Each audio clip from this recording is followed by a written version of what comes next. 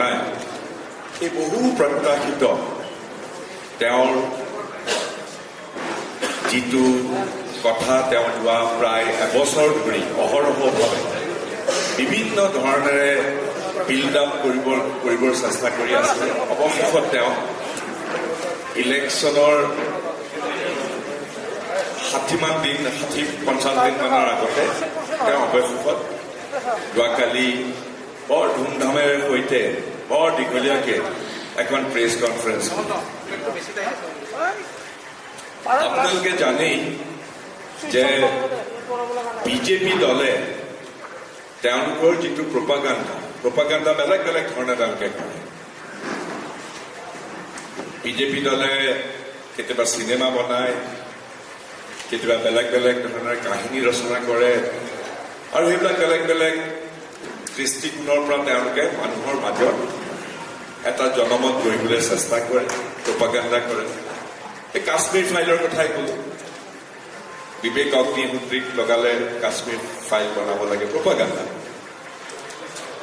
তাৰপিছত কেৰালা ষ্টৰী কৰিলে এইবিলাক বেলেগ ধৰণেৰে আমাৰ মুখ্যমন্ত্ৰী হিমন্ত বিশ্ব শৰ্মাৰো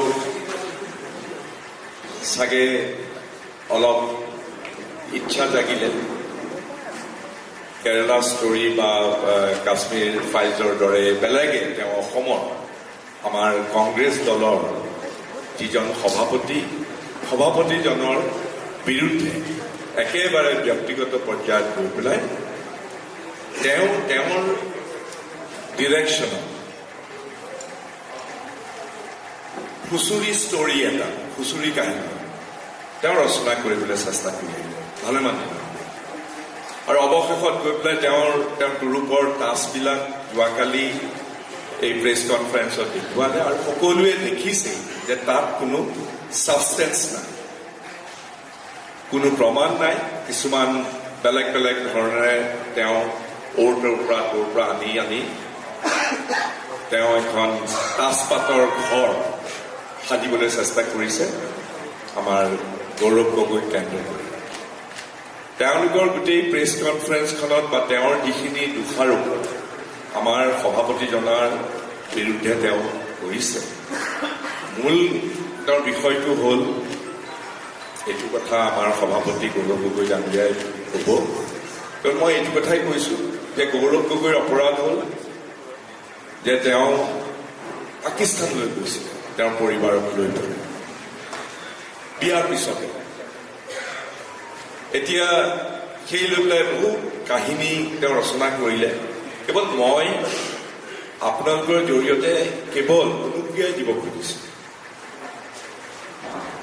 2000 তাৰ আগতেও বিজেপি দলৰ মেধাৱী লোকসকল বেলেগ বেলেগ দেশলৈ গৈছিলে পাকিস্তানতো গৈছিলে 2005 চনত সেই সময়ৰ লিডাৰ অফ অপজিশ্যন পাৰ্লিয়ামেণ্টত শ্ৰী LK আদৱানী ডাঙৰীয়া গৈ পেলাই পাকিস্তান পালে আৰু পাকিস্তানত গৈ পেলাই এই যে হিন্দু মুছলমান কৰি থাকে যিজন ব্যক্তিয়ে মুছলিম লীগৰ যিজন হোতা মহম্মদ আলী জিন্নাৰ প্ৰশংসা কৰিলে 2005 চনত যিজন মুছলিম লীগৰ মহম্মদ আলী জিন্নাই ধৰ্মৰ নামত আমাৰ দেশখন বিভাজন কৰিবৰ কাৰণে তেজৰ নৈ বোৱালে আমাৰ নিজৰ মাজতে ভাতৃঘাতী সংঘৰ্ষৰ তেওঁ ৰচনা কৰিলে সেইজন মহম্মদ আলী জিন্নাৰ প্ৰশংসা কৰিছিলে কোনে বিজেপি দলৰ মুধাফুটা নেতা LK আদৱানীয়ে পাকিস্তানত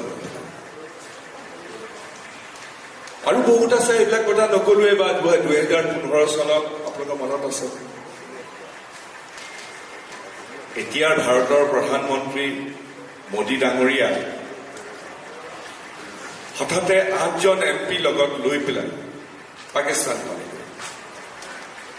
লাহোৰ পালে তেওঁ পাকিস্তান চৰকাৰে মতা নাছিলে কোনো ধৰণৰ আমন্ত্ৰণো কৰা নাছিল কিন্তু মোদী ডাঙৰীয়াৰ লগত 8জন MP লৈ পেলাই নমতাকৈ নৱাজ শ্বৰীফৰ লগত গৈ পেলাই বিৰিয়ানী খালে তেওঁ মতা নাছিলে নৱাজ শ্বৰীফৰ পাকিস্তান চৰকাৰে মতা নাছিলে কিন্তু গৈ পেলাই পাকিস্তানত 8জন সাংসদৰ সৈতে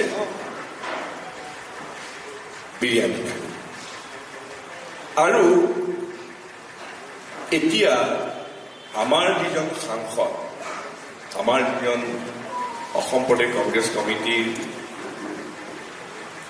আমাৰ সভাপতি, তেওঁৰ বিৰুদ্ধে এটা কাহিনী ৰচনা কৰি আহি আছে। মই সেইকাৰণে ফুচুৰি কাহিনী বুলি কৈছোঁ। ফুচুৰিটো আপোনালোকে গম পাইছেই। গতিকে এই ফুচুৰি কাহিনী ৰচনা কৰি পেলাই চাৰিওফালৰ পৰা আমাৰ গৌৰৱ গগৈৰ বিৰুদ্ধে, কংগ্ৰেছৰ বিৰুদ্ধে এটা কাহিনী তেওঁ উপস্থাপন কৰিছে। আৰু কাহিনীটো লৰালৰিকে এতিয়া ইলেকশ্যনৰ আগত কৰিছে। কৰাৰ কথাটো আছিলে এই 10 ছেপ্টেম্বৰতে, পিছুৱাই আছে ইলেকশ্যনৰ আগতে, যাতে গৌৰৱ গগৈ বিভিন্ন প্ৰকাৰে যাতে কালিমা সানিব পাৰে, পাকিস্তানৰ এজেণ্ট বনাব পাৰে। সেইটো হ'ল কাহিনীৰ মূল আণ্ডাৰলাইন ৰিজন। এতিয়া গৌৰৱ গগৈ ডাঙৰীয়াই আপোনালোকক ক'ব, কিন্তু এইটো কথা ঠিক যে ইমান উখল মাখল কৰি পেলাই ডক্টৰ হিমন্ত বিশ্ব শৰ্মাই কিয় চাৰিওফালে আন্দোলনৰ তেওঁলোকৰ তেনেকে চিম্ফনী অৰ্কেষ্ট্ৰাত কণ্ডাক্টৰজনে ইফালে ইংগিত দিয়ে, সিফালে কিবা হয়, সিফালে ইংগিত দিয়ে, সিফালে ভায়লিন বাজে, সিফালে চেটাৰ বাজে, তেনেকে তেওঁলোকে এটা চাৰিওফালৰ পৰা আমাৰ গৌৰৱ গগৈৰ বিৰুদ্ধে এনেকুৱা ধৰণৰ কাহিনী ৰচনা কৰিছে, কৰি পেলাই সাধাৰণ মানুহক বিপথে পৰিচালিত কৰিবলৈ চেষ্টা কৰিছে। আৰু তাৰ মূল উদ্দেশ্যটো আমি সকলোৱে জানো। কাৰণ কংগ্ৰেছ দলে এক পৰিৱৰ্তনৰ যাত্ৰা আৰম্ভ কৰিছে। এই যে ধোঁৱাৰ বেৰ এখন তৈয়াৰ কৰিছে, এফালে হিন্দু মুছলমান, এফালে এনেকুৱা ধৰণৰ পাকিস্তান, এই ধোঁৱাৰ বেৰৰ অন্তৰালত থাকি তেওঁৰ আচল যি অভিসন্ধি, কেনেকৈ নিজৰ পৰিয়াল আৰু কেনেকৈ গেং অফ ফ'ৰে কেনেকৈ বেলেগ বেলেগ ধৰণে অসমখনক অপশাসন কৰিছে, কেনেকৈ চিণ্ডিকেট ৰাজ কৰিছে, কেনেকৈ দুৰ্নীতি অপসাৰণৰ সৈতে অসমখনক বিপথে লৈ গৈছে, সেইবিলাক যাতে ওলাই নহয়। গতিকে এখন ধোঁৱাৰ বেৰ এখন লাগে, ধোঁৱাৰ বেৰ এখন তেওঁলোকে তৈয়াৰ কৰিছে। আৰু বিশেষকৈ কংগ্ৰেছ দলৰ পৰা যেতিয়া একেবাৰে গোটেইবিলাক আমি উলিয়াই দিলোঁ, 12,000 বিঘাৰ মাটি কেনেকৈ গ্ৰাস কৰিছে, বহুতো বেনামী সম্পত্তি, পৰিয়ালক কেনেকৈ বিভিন্ন ধৰণৰ সৈতে গোটেই দেশৰ ভিতৰতে আটাইতকৈ বেছি সম্পদশালী এটা পৰিয়াল হিচাপে প্ৰতিষ্ঠিত কৰাৰ তেওঁৰ যিটো আচল মূল যিটো লক্ষ্য, সেই লক্ষ্য যেতিয়া কংগ্ৰেছ দলে বেকত কৰি দিলে, তেওঁতো উত্ৰাৱল হ'বই। গতিকে এনেকুৱা ধৰণৰ কথা কৰি মানুহৰ গোটেইবিলাক ধ্যান ধাৰণা যাতে গৌৰৱ গগৈৰ প্ৰতি এটা বিৰূপ ধাৰণা হয়, গৌৰৱ গগৈ পাকিস্তানী এজেণ্ট, গৌৰৱ গগৈ বেলেগ বেলেগ ধৰণেৰে সৈতে কাৰোবাৰ লগত বিদেশী ৰাষ্ট্ৰৰ সহযোগত অসমক অশান্ত কৰিবৰ কাৰণে অসমৰ বিৰুদ্ধে, ভাৰতৰ বিৰুদ্ধে কাম কৰি আহিছে, এনে বহুত মনে সজা কাহিনী তেওঁ বোলে। যোৱাকালি আমি প্ৰথমতে ভাবিছিলো যে এইবিলাক আমি ব্যাখ্যা নকৰোঁ, কিন্তু তেওঁ এনেধৰণে কাহিনী ৰচনা কৰিছে তাৰ কোনো ভিত্তি নাই। তথাপিও আমাৰ ফালৰ পৰা এইটো কথা আমি স্পষ্ট কৰি দিছোঁ, আমাৰ কংগ্ৰেছ পৰিয়ালৰ ফালৰ পৰা, যে তেওঁ যিবিলাক কথা কৈছে সম্পূৰ্ণভাৱে ভিত্তিহীন, অমূলক আৰু মানুহক বিপথে পৰিচালিত কৰা এটা ফুচুৰি কাহিনী। আৰু তাৰ বাহিৰে তেওঁৰ গোটেই কাহিনী যিটো ৰচনা কৰিছে তাৰ কোনো ধৰণৰ ছাবষ্টেঞ্চ নাই, কোনো ধৰণৰ ভিত্তি। মই এইখিনি কথাই ক'লোঁ, এতিয়া মোৰ সতীৰ্থ হয়। ধন্যবাদ বৰদলৈ ডাঙৰীয়া। মই সন্মানীয় সাংসদ ৰখিম।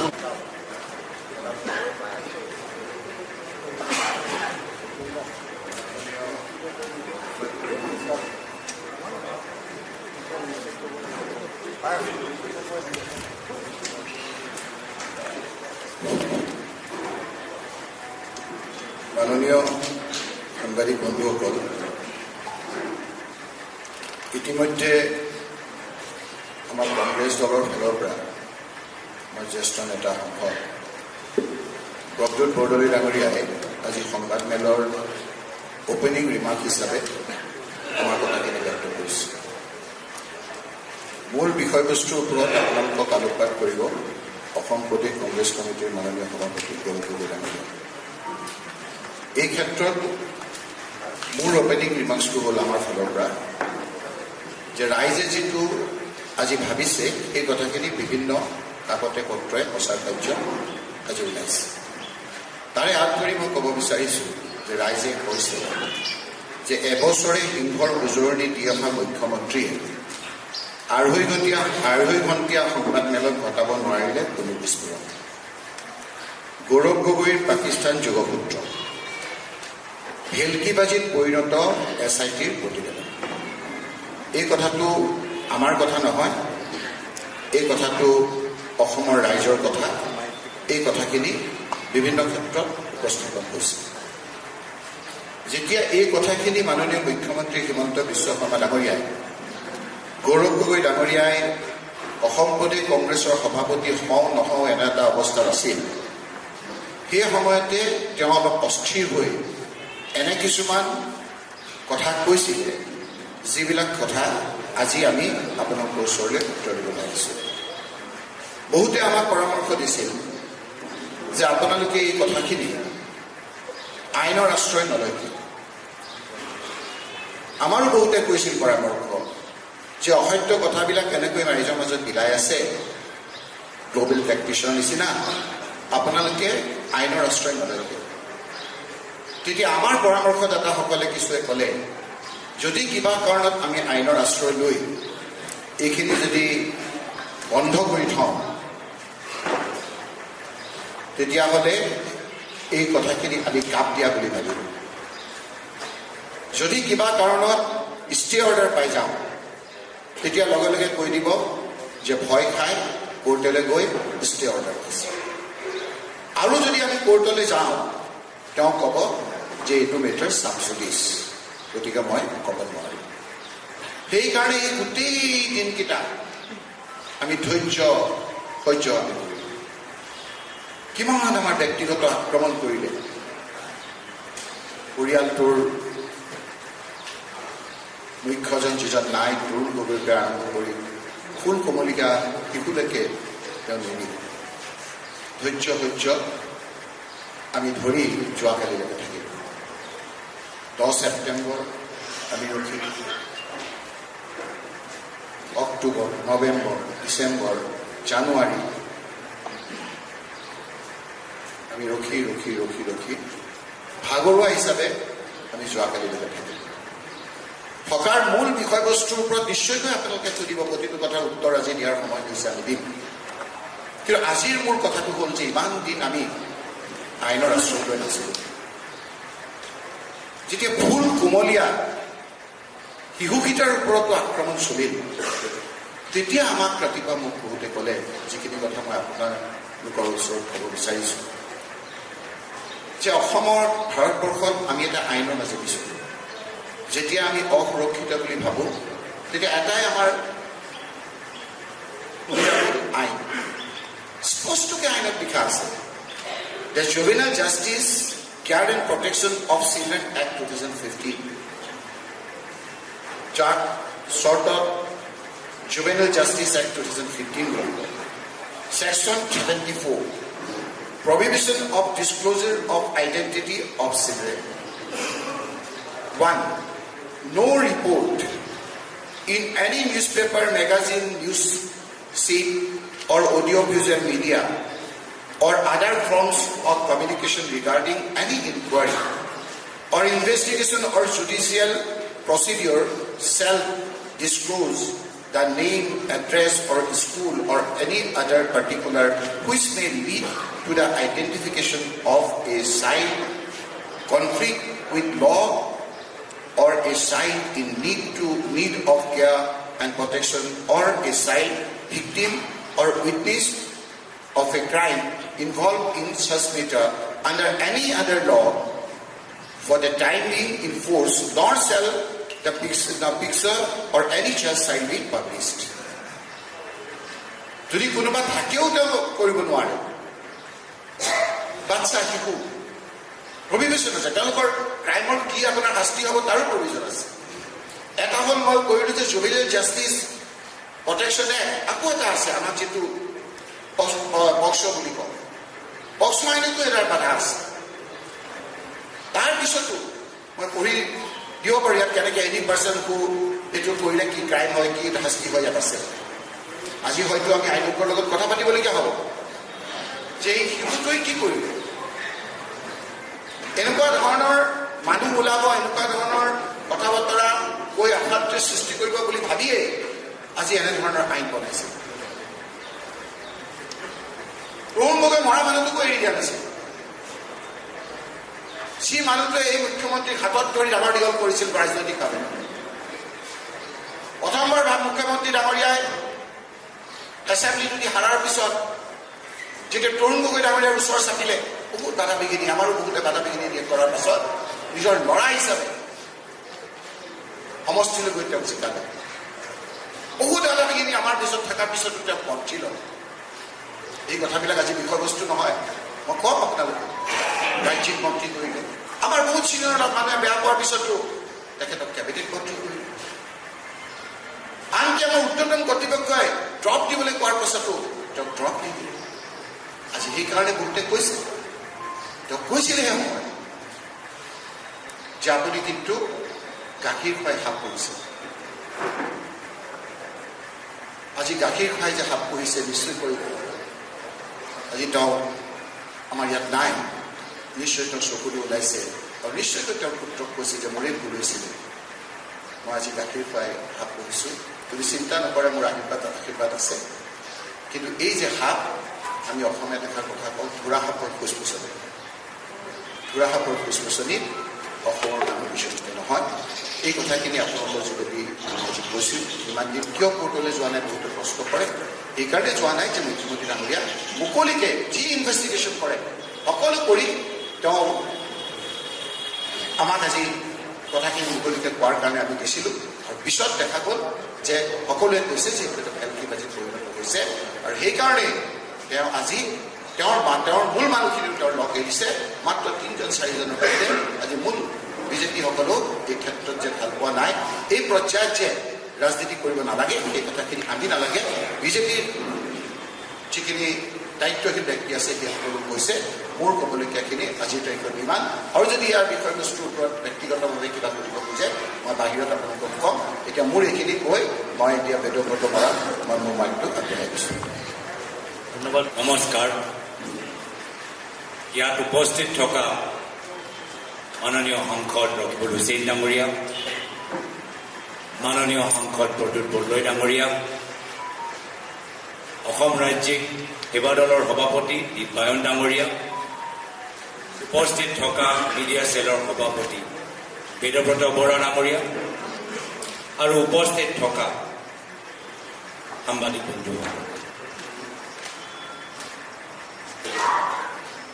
মই বহুতখিনি কথা যে প্ৰদ্যুৎ বৰদলৈ ডাঙৰীয়া আৰু ৰকিবুল হুছেইন ডাঙৰীয়াই যে ক'লে তাৰ লগত মই নিজৰ কথাখিনি যোগ কৰিবলৈ বিচাৰোঁ আৰু সমৰ্থন কৰিবলৈ বিচাৰোঁ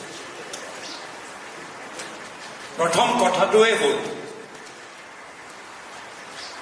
যে যোৱাকালি যি 2.5 ঘণ্টা সংবাদমেলত মুখ্যমন্ত্ৰীয়ে দেশৰ আৰু ৰাজ্যৰ সাংবাদিকসকলক সম্বোধন কৰিব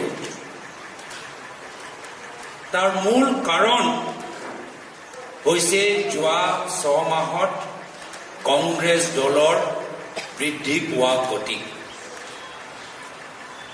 যোৱা 6 মাহত কংগ্ৰেছ দলে যিদৰে অসমৰ চুকে কোণে বুথৰ পৰা জিলা পৰ্যায়লৈকে নিজৰ সংগঠন সবল কৰিছে আমাৰ কথাখিনি ৰাইজৰ ওচৰত লৈ যাবলৈ সক্ষম হৈছে আৰু বিভিন্ন ধৰণৰ ঘাত প্ৰতিঘাত নিয়চি ভয় ভাবুকি নিয়চি সাহসৰে এই বৰ্তমান চৰকাৰৰ অন্যায় আৰু অত্যাচাৰৰ বিৰুদ্ধে যে মাত মাতিছে তাৰ প্ৰভাৱ আমি যোৱাকালি সংবাদমেলত দেখা পাইছোঁ প্ৰদ্যুৎ বৰদলৈ ডাঙৰীয়া কোৱাৰ দৰে স্বয়ং মুখ্যমন্ত্ৰীয়ে এই SIT ৰিপৰ্ট মুকলি কৰাটো নিবিচাৰিছে। তেওঁৰ ওচৰত এই SIT ৰিপৰ্ট আজিৰ পৰা 6 মাহ আগতে জমা হ'ল।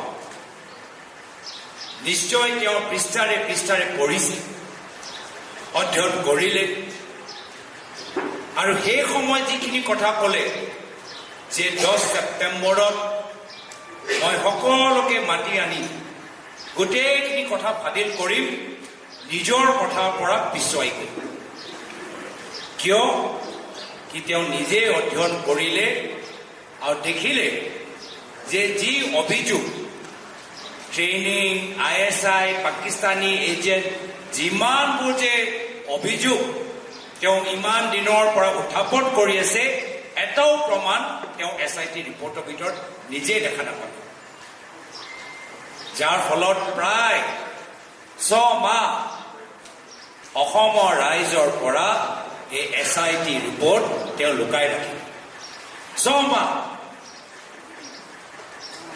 যদি কথাটো ইমানেই গুৰুত্বপূৰ্ণ, যদি কথাটো ৰাষ্ট্ৰীয় সুৰক্ষালৈ সম্পৰ্ক আছে, তেতিয়াহ'লে 6 মাহ কিয় ৰখিব লাগে? যদি ইমানেই ডাঙৰ কথা, যদি কেন্দ্ৰৰ চৰকাৰ, আন্তঃৰাষ্ট্ৰীয় সন্থাৰ সহায় সহযোগ লাগে, তেতিয়া 6 মাহ এইখন ৰিপৰ্টৰ ওপৰত মুখ্যমন্ত্ৰীয়ে কিয় বহি আছে?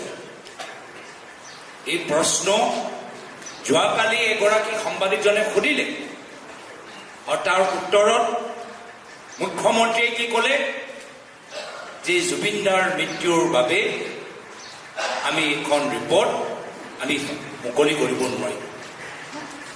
তাতে সন্মুখতে আপোনালোকক মিছা কথা ক'লে।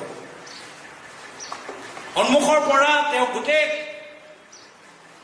মিছলীয়া কথাবোৰ ধৰা পৰা আমি সকলোৱে দেখি। কিয়? যিহেতু ৰিপৰ্ট মুকলি কৰা তিথি আছিল 10 ছেপ্টেম্বৰ আৰু জুবিনদাৰ মৃত্যু হ'ল 19 ছেপ্টেম্বৰ। 10 ছেপ্টেম্বৰত তেওঁ মুকলি কৰিব পাৰিলেহেঁতেন, কেন্দ্ৰৰ চৰকাৰক ৰেফাৰ কৰিব পাৰিলেহেঁতেন, কিন্তু কিয় নকৰিলে? তাৰ কাৰণ হ'ল যে তেওঁ নিজে দেখিলে যে এটাও অভিযোগৰ প্ৰমাণ তেওঁলোকৰ ওচৰত নাই। আৰু প্ৰদ্যুৎ বৰদলৈ ডাঙৰীয়া কোৱাৰ দৰে তেওঁ ভাবিছিল যে মই একদম নিৰ্বাচনৰ শেষৰ ফালে এৰিম, নিৰ্বাচনৰ শেষৰ ফালে এৰিম, আৰু এয়া বিষয় লৈ আমি অসমৰ জনসাধাৰণৰ মাজত লৈ যাম। কিন্তু বাধ্য হ'ল, যি তিথি নিজৰ মনত ভাবি থৈছিল তাতকৈ আগত এই প্ৰেছ কনফাৰেন্স কৰিবলৈ বাধ্য হ'ল। কিয়?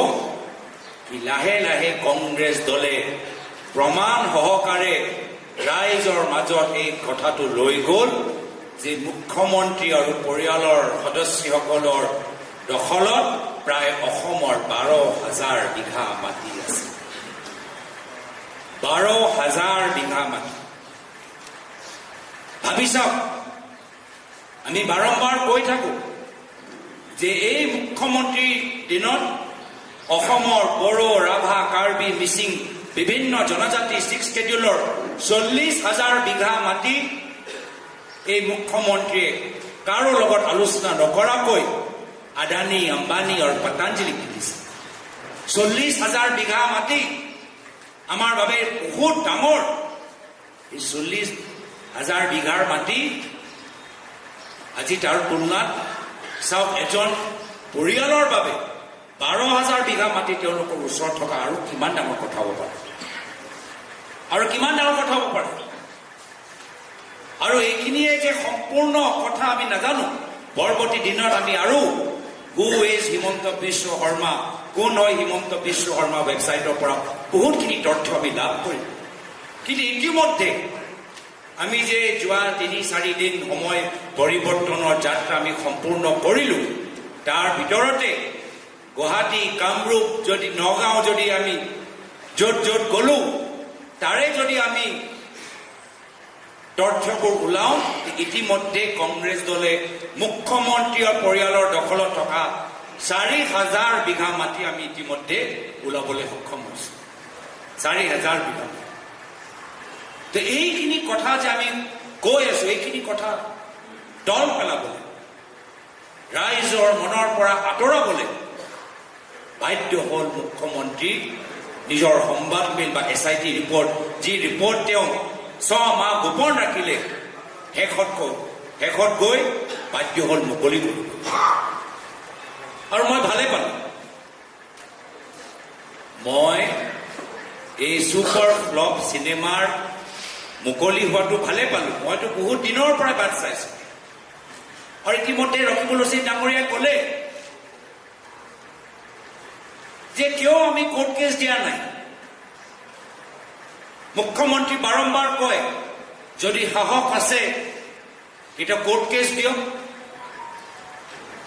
আমি কিয় কোৰ্ট কেছ দিয়া নাই কি ৰকিবুল হুছেইন ডাঙৰীয়া কোৱাৰ দৰে আমি কোৰ্টে যদি ষ্টে দি দিয়ে কোৰ্টে যদি বাধা দি দিয়ে কোৰ্টে যদি SIT ওপৰত কিবা ৰেষ্ট্ৰিকশ্যন দি দিয়ে তেতিয়া তেওঁলোকে ক'ব যে আমি এই গুৰুত্বপূৰ্ণ ৰাষ্ট্ৰীয় সুৰক্ষা তদন্তৰ ওপৰত কংগ্ৰেছ দলে সহায় কৰিবলৈ বিচৰা নাই সমৰ্থন কৰিবলৈ বিচৰা নাই কিবা এটা লুকাই আছে তেনেকৈ ক'লে আৰু সেইকাৰণে আমি প্ৰথম দিনৰ পৰাই কৈছোঁ যে SITক আমি কোনো ধৰণে আইনীভাৱে আমি বাধা নিদিওঁ যি তদন্ত কৰিব লাগে তদন্ত কৰক আমি SIT ৰিপৰ্টটো মুকলি হোৱাটো বিচাৰোঁ কিয় যিহেতু আমাক এই হেডলাইনটো লাগিছে আমাক এই হেডলাইনটো লাগিছে এই শব্দ ভেলকিবাজি এই শব্দ যে আজি ৰাইজৰ মাজত প্ৰচলিত হৈছে এই ফলাফলৰ বাবে আমি কোনো ধৰণৰ আইনী সহায় আমি লোৱাটো নিবিচাৰোঁ এয়া হ'ল আমাৰ পলিটিকেল ছাকচেছ আমি কোৱা নাই জনসাধাৰণৰ মাজত অখিল গগৈয়ে কয় বেহাৰবাৰী আউটপোষ্ট প্ৰত্যুতে কি ক'লে আপুনি হুঁচৰি কাহিনী মই ক'লো ছুপাৰ ফ্লপ আৰু বিভিন্ন মাধ্যমৰ মাজত আলোচনা ভেলকিবাজি এয়া হ'ল আমাৰ ছাকচেছ আৰু সেইকাৰণে মই ভাল পালোঁ যে মুখ্যমন্ত্ৰী আমাৰ জালত ভৰি দিলে SIT ৰিপৰ্ট মুকলি কৰিলে প্ৰায় 2.5 ঘণ্টা তেওঁ দীঘলীয়া কথাবোৰ ক'লে এটাও প্ৰমাণ তেওঁ দিব নোৱাৰিলে আপোনালোকে সাংবাদিকৰ প্ৰশ্নবোৰ শুনিব মই ভাল পালোঁ যোৱাকালি যিবোৰ সাংবাদিকসকলে তাত উপস্থিত আছিল কিছুমানৰ মই প্ৰশ্ন শুনিলোঁ তেওঁলোকৰ প্ৰশ্নৰ পৰা আমি বুজি পাওঁ যে তেওঁলোকে কনভিন্স হোৱা নাই ইমান দীঘলীয়া সংবাদমেল পাতি মুখ্যমন্ত্ৰী দিল্লীৰ পৰা মাতি আনি সাংবাদিকসকলকো তেওঁ কনভিন্স কৰিব নোৱাৰিলে সেইকাৰণে এই সংবাদমেলে কি মুকলি কৰিলে এই সংবাদমেলে মুকলি কৰিলে যে মুখ্যমন্ত্ৰী যে নিজকে খুব ডাঙৰ চাণক্য যে ভাবে তেওঁ কোনো ধৰণৰ চাণক্য নহয় যথেষ্ট দুৰ্বল তেওঁ দুৰ্বলতা প্ৰকাশ হ'ল কেনেধৰণৰ দুৰ্বলতা তথ্যৰ দুৰ্বলতা কেতিয়াবা কয় 15 দিনৰ বাবে গ'লো আকৌ যোৱাকালি ক'লে 10 দিনৰ বাবে কেতিয়াবা ক'লে যে সাংসদ হিচাপে গ'লো চৰকাৰৰ অনুমতি নল'লো এতিয়া যোৱাকালি ক'লে যে সাংসদ হৈ যোৱা আগত গ'লো কেতিয়াবা ক'লে কোনোৱে গম নাপায় ভাৰত চৰকাৰ গমেই নাপায় আৰু নিজে ক'লে যে ভাৰত পাকিস্তান যে সীমা য'ত ভাৰতৰ ফালে আমাৰ চৰকাৰী বিষয়াবোৰ থাকে আমাৰ বৰ্ডাৰ আমাৰ কাষ্টমছৰ অফিচাৰবোৰ থাকে তেওঁলোকক পাছপৰ্ট দেখাই সেই বৰ্ডাৰৰ পৰা মই ক্ৰছ কৰিলোঁ কোনটো বৰ্ডাৰ যি বৰ্ডাৰৰ ভিতৰত আমাৰ ভাৰতৰ আমাৰ অফিচাৰবোৰ থাকে তেওঁ কি দেখালে তেওঁ নিজৰ সাহসৰ দুৰ্বলতা দেখা ইমান দললৈ গ'ল যে মোৰ 5 বছৰীয়া 9 বছৰীয়া ল'ৰা ছোৱালী যি ডিটেইলছ আমি মুকলি কৰিব নোৱাৰোঁ ৰাজহুৱা কৰিব নোৱাৰোঁ এইখিনি তেওঁলোকে যোৱাকালি সংবাদ মাধ্যমত মুকলি কৰি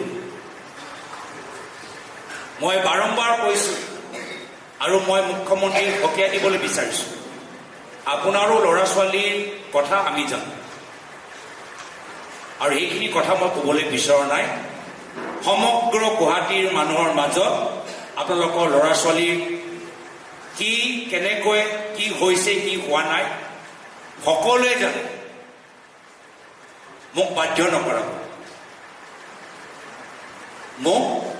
বাধ্য নকৰাব আইনীভাৱে আজি এই যে জুভেনাইল জাষ্টিছ এক্টৰ যি ছেকশ্যন 74ৰ কথা ৰকিবুল হুছেইন ডাঙৰীয়াই উল্লেখ কৰিলে তাৰ ওপৰত নিশ্চয় আমি আইনীভাৱে কি কৰিব পাৰোঁ আমি আমাৰ দিল্লী লিগেল চেলৰ লগত আলোচনা কৰোঁ কিন্তু আমি পুনৰবাৰ অসমৰ জনসাধাৰণে দেখা পালোঁ কিয় হিমন্ত বিশ্ব শৰ্মা ডাঙৰীয়া অসমৰ মুখ্যমন্ত্ৰীৰ গাদীৰ ওপৰত বহা এজন উপযুক্ত ব্যক্তি নহয় তেওঁ যোগ্য নহয় অসমৰ মুখ্যমন্ত্ৰীৰ চকীৰ ওপৰত বহা যি চকীৰ ওপৰত লোকপ্ৰিয় গোপীনাথ বৰদলৈদেৱ বহিছিল যি চকীৰ ওপৰত প্ৰয়াত শৰৎ সিংহদেৱ বহিছিল যি চকীৰ ওপৰত প্ৰয়াত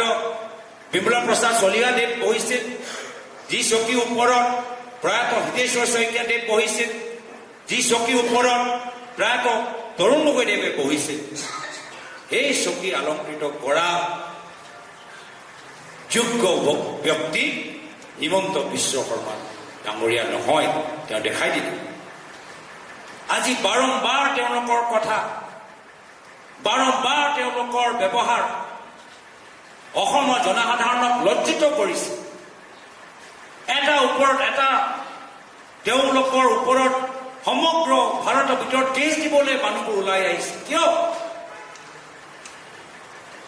কি আজি যি ধৰণৰ কথাবোৰ এটা বিশেষ সমাজৰ প্ৰতি তেওঁ ব্যৱহাৰ কৰে যি ধৰণৰ ছ'চিয়েল ভিডিঅ' তেওঁ নিজৰ টুইটাৰ যোগেদি প্ৰচাৰ কৰে সম্পূৰ্ণভাৱে ইলিগেল সম্পূৰ্ণভাৱে অপৰাধ যাৰ ওপৰত সুপ্ৰিম কোৰ্ট চিফ ছেক্ৰেটাৰী ডিজিপিয়ে নিজে কগনিচেন্স লৈ সুমোটো এটা কেছ কৰিব লাগে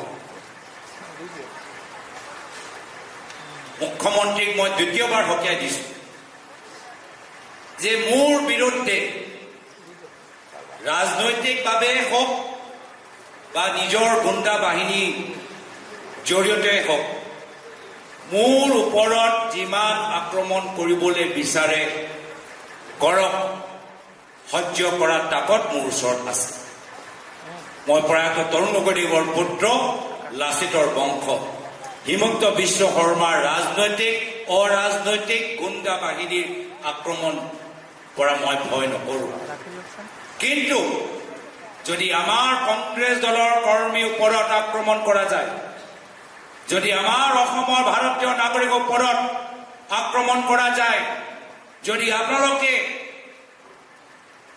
মানুহৰ মাজত হিংসা সৃষ্টি কৰা এনেকুৱা ধৰণৰ কিছু কথাবোৰ কয় এনেকুৱা কিছুমান ছ'চিয়েল মিডিয়াৰ যোগেদি ভিডিঅ' আপোনালোকে যদি প্ৰচাৰ কৰে তেতিয়া শেষৰলৈকে মই আপোনাৰ পিছে পিছে মই থাকিম মই এৰি নিদিওঁ সেইকাৰণে মোৰ ওপৰত যি কৰিব লাগে কৰক হ'ব পাৰে সেইকাৰণে আমাৰ পূৰ্বে যিমান মোৰ প্ৰদেশ কংগ্ৰেছৰ সভাপতিসকল আছিল সকলোকে পুলিচৰ যি প্ৰটেকশ্যন দিব লাগে যি নিয়ম বিৰোধী দলৰ সভাপতি হিচাপে সেইখিনি দিছে কিন্তু মোৰ ক্ষেত্ৰত যেতিয়াৰ পৰা মই প্ৰদেশ কংগ্ৰেছ সভাপতি হৈছোঁ এই যি প্ৰটেকশ্যন মোৰ আগৰ প্ৰাক্তন সভাপতিসকলে পাইছে পুলিচৰ, মই পোৱা নাই। বহুতে কয় গৌৰৱ গগৈ প্ৰদেশ কংগ্ৰেছ সভাপতি সাৱধান হওক, সন্ধিয়া আপোনালোকে ওলাই নাযাব, ৰাতি আপোনালোকে বেছি বেছি ঘূৰা নঘূৰিব। আমি কিবা খবৰ পাইছো, হ'ব পাৰে আপোনালোকৰ লগত পুলিচ নাই, ল'ৰাবোৰ লৈ যাওক। যিসকল আমাৰ শুভচিন্তক, যিসকলে এইখিনি কথা কৈছে, নিশ্চয় কিবা এটা ইংগিত পাইছে দিছপুৰৰ পৰা, নিশ্চয় কিবা বাতৰি তেওঁলোকৰ কাণত পৰিছে, আৰু সেইকাৰণে আমাৰ শুভচিন্তক হিচাপে আমাক এইখিনি কথা কৈছে। আৰু হ'ব পাৰে এটা পৰিস্থিতি মুখ্যমন্ত্ৰীয়ে অসমৰ ভিতৰত সৃষ্টি কৰিবলৈ চেষ্টা কৰিছে, কিন্তু আমি ভয় নকৰোঁ। আমি আগবাঢ়ি যাম, আমি অসমৰ ৰাইজৰ স্বাৰ্থত আমি আগবাঢ়ি যাম। আজি এই সংবাদমেল আমি মুখ্যমন্ত্ৰীক প্ৰতিক্ৰিয়া দিবলৈ দিয়া নাই, অসমৰ জনসাধাৰণক সন্মান কৰি তেওঁলোকৰ মাজত যে কোনো ধৰণৰ বিভ্ৰান্তি নহয়, এই বিভ্ৰান্তি আঁতৰাবলৈ আমি এই সংবাদমেল পাতিছোঁ। সাংবাদিকসকলৰ যে মনত যে প্ৰশ্ন আছে, নিশ্চয় সেই প্ৰশ্নৰ উত্তৰ দিয়া আমাৰ কৰ্তব্য। তাৰ বাবে আমি আজি এই সংবাদমেলটো পাতিছোঁ। এই সংবাদমেল মুখ্যমন্ত্ৰীৰ প্ৰতিক্ৰিয়া নহয়, এই সংবাদমেল অসমৰ সংবাদ জগতক সন্মান কৰি, অসমৰ জনসাধাৰণক সন্মান কৰি এই সংবাদমেল আমি পাতিছোঁ। কিয় কি আমাৰ ৰাজনীতি হিমন্ত বিশ্ব শৰ্মা ডাঙৰীয়াৰ পৰা পৃথক। মই ৰাজনীতিত নিজৰ পৰিবাৰৰ নামত ৰিজৰ্ট চেনেল খুলিবলৈ মই সোমোৱা নাই। তেওঁ মোৰ পৰিবাৰে নিজৰ চাকৰি কৰি আছে, নিজৰ দেশখন এৰি আজি ভাৰতৰ ভিতৰত আজি আমাৰ ঘৰখন চলাই আছে, আৰু তেওঁৰ স্বাধীনতা আছে, আৰু তেওঁ মোৰ ল'ৰা ছোৱালীক বাদ, আৰু তেখেতে মোৰ ল'ৰা ছোৱালীক ডাঙৰ কৰিছে। এজন ৰাজনীতিবিদ হিচাপে আমি সকলোৱে নিজৰ নিজৰ পৰিয়ালৰ পৰা আঁতৰত থাকোঁ। মই নিজে সৰুকালত মোৰ নিজৰ দেউতাক মই দেখাই নাই বেছিভাগ। মোৰ দেউতা অসমৰ ৰাইজৰ মাজত আছে, কেতিয়াবা প্ৰদেশ কংগ্ৰেছ সভাপতি হিচাপে, কেতিয়াবা এগৰাকী সাংসদ হিচাপে মোক ডাঙৰ কৰিলে মোৰ মায়ে, আৰু মাৰ বাবে আজি মই ইমান ডাঙৰ আজি মই হ'বলৈ আৰু আপোনালোকৰ সন্মুখত আহিছোঁ। একেৰাহে মোৰ পৰিবাৰে মোৰ ল'ৰা ছোৱালীক ডাঙৰ কৰিছে, আৰু যি সময়ত মোৰ ল'ৰা ছোৱালী 18 বছৰ নাপায়, তেখেতৰ দায়িত্ব, তেখেতৰ জীৱনৰ লৈ নিৰ্ণয় মই তেওঁলোকৰ মাতৃৰ ওপৰত এৰি দিছোঁ। আৰু যেতিয়া 18 বছৰ তেওঁলোকে অতিক্ৰম কৰিব, তেতিয়া তেওঁলোকে স্বাধীন মনেৰে তেওঁলোকে সিদ্ধান্ত ল'ব, যি এটা উদ্দেশ্য। এতিয়া মই জানো যে হিমন্ত বিশ্ব শৰ্মা ডাঙৰীয়া তেওঁৰ নিজৰ ভাগিন কি ভাৰতীয় নাগৰিকতা এৰিলে নেকি? মই জানো বিজেপি চৰকাৰৰ ভিতৰত উচ্চ স্তৰৰ মন্ত্ৰী, উচ্চ স্তৰৰ চৰকাৰী বিষয়া মই নাম নলওঁ, তেওঁলোকৰ ল'ৰা ছোৱালীবোৰ নিজৰ ইণ্ডিয়ান পাছপৰ্ট চাৰেণ্ডাৰ কৰিব। ডাঙৰ ডাঙৰ পদত থকা বিজেপি মন্ত্ৰী কিয় ইণ্ডিয়ান পাছপৰ্ট লৈ তেওঁলোকে উচিয়াই থাকিব পাৰিলে, কিন্তু এই ধৰণৰ কথা আমি যাবলৈ নিবিচাৰোঁ। কিন্তু মুখ্যমন্ত্ৰীয়ে এইখিনি কথা কৈছে, এয়া হ'ল তেওঁলোকৰ আদৰ্শ। মই মোৰ প্ৰয়াত পিতৃ তৰুণ গগৈদেৱৰ আদৰ্শ লৈ মই ৰাজনীতিত ভৰি দিছোঁ। সম্পত্তিৰ বাবে নহয়, ধনৰ বাবে নহয়। হয়, ক্ষমতা আমাক লাগে, ৰাজনীতিত আমি ক্ষমতা বিচাৰিছোঁ, কিন্তু কাৰ কাৰণে? ব্যক্তিগত স্বাৰ্থৰ বাবে নহয়, অসমৰ সমাজৰ ভিতৰত এটা ভাল প্ৰভাৱ পেলাবলৈ আমাক ক্ষমতা লাগে। ক্ষমতা লাগে যে যি ৰাজনৈতিক পথৰে প্ৰয়াত তৰুণ গগৈদেৱ অসমৰ বিভিন্ন জনগোষ্ঠী জনজাতিক সন্মান প্ৰদান কৰিলে, কোচ ৰাজবংশী, আহোম, মৰাণ, মটক, মিচিং, চুতীয়া, বঙালী, ভোজপুৰী সকলোকে একে চকুৰে মৰম কৰিলে, সেই আদৰ্শ লৈ তেখেতৰ অনুপস্থিতিত আমি সেই বাতাবৰণ আমি সৃষ্টি কৰিবলৈ বিচাৰোঁ। মই অলপ দিন আগতে তেজপুৰ ইউনিভাৰ্চিটিৰ পৰা আহিলোঁ, আৰু মোক মনত পৰে বহুত বছৰ আগতে যেতিয়া তেজপুৰ ইউনিভাৰ্চিটিলৈ মই গৈছিলোঁ, এজন ছাত্ৰই মোক সুধিছিলে যে আপুনি ৰাজনীতিত কিয় ভৰি দিলে? সাংসদ হোৱা মনৰ কামনা কিয়? এই প্ৰশ্নৰ উত্তৰ দিলোঁ, মই ৰাজনীতিত ভৰি দিছোঁ, এজন সাংসদ হ'বলৈ বিচাৰোঁ। তাৰ পিছত 3টা মূল কাৰণ। প্ৰথম কাৰণ যে সদনৰ ভিতৰত মই নিজৰ দেশৰ বাবে মই মাত মাতিবলৈ বিচাৰোঁ। দ্বিতীয় কাৰণ, সদনৰ ভিতৰত মই মোৰ অসমৰ আইৰ বাবে মই মাত মাতিবলৈ বিচাৰোঁ। তৃতীয় কাৰণ, মই যি সমষ্টিৰ পৰা ৰাইজৰ আশীৰ্বাদ লৈ আহিছোঁ, সেই সমষ্টিৰ ৰাইজৰ হৈ মই মাত মাতিবলৈ বিচাৰোঁ। আৰু সেইকাৰণে মই ৰাজনীতিত ভৰি দিছোঁ। আৰু ৰাজনীতিত ভৰি দিয়াৰ লগে লগে মোৰ এটা কথা সদায় মোৰ ঘৰত মোৰ মায়ে মোক কয়, কি তোমাৰ দেউতাই বহুত কষ্ট কৰি অসমৰ জনসাধাৰণৰ মাজত এটা সুনাম সৃষ্টি কৰিছে। তুমি ৰাজনীতিত সোমাবা, তোমাৰ ওচৰত বিভিন্ন ধৰণৰ মানুহবোৰ আহিব, বিভিন্ন ধৰণৰ কথাবোৰ তোমাক ক'ব, বিভিন্ন ধৰণৰ বেয়া বেয়া কথাও, বেয়া বেয়া পৰামৰ্শ দিব। এজন মুখ্যমন্ত্ৰীৰ পুত্ৰ হিচাপে সদায় কেমেৰা চকু তোমাৰ ওপৰত থাকিব। তুমি কেতিয়াও এনেকুৱা এটা কাম নকৰিবা যাৰ বাবে তোমাৰ পিতৃ লজ্জিত হ'ব পাৰে, যাৰ বাবে তোমাৰ পিতৃৰ সুনাম, সেই সুনাম ওপৰত দাগ লাগিব পাৰে। আৰু সেই মোৰ মাৰ কৈ যোৱা কথা আজিও মই মনত ৰাখিছোঁ। এটাও কাম, এটাও বাক্য, এটাও সিদ্ধান্ত মই না আগতে না পৰৱৰ্তী দিনত ল'ম যাৰ বাবে মোৰ প্ৰয়াত পিতৃ তৰুণ গগৈদেৱৰ সুনাম ওপৰত দাগ লাগিব পাৰে।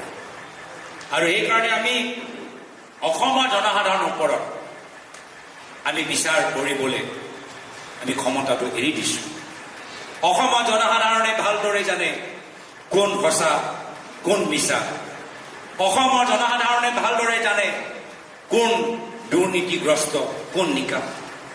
অসমৰ জনসাধাৰণে ৰাইজৰ আদালতত আগন্তুক বিধানসভা নিৰ্বাচনত ৰাইজে সিদ্ধান্ত ল'ব যে হিমন্ত বিশ্ব শৰ্মাৰ ৰাজনীতিয়ে ৰাইজে আৰু 5 বছৰ চাবলৈ বিচাৰে নে আমাৰ সকল যিসকলে আমি প্ৰায়তঃ তৰুণ গগৈদেৱ, প্ৰায়তঃ হিতেশ্বৰ শইকীয়াদেৱৰ আদৰ্শৰ পৰা নিজৰ ৰাজনৈতিক যাত্ৰা আৰম্ভ কৰিছোঁ।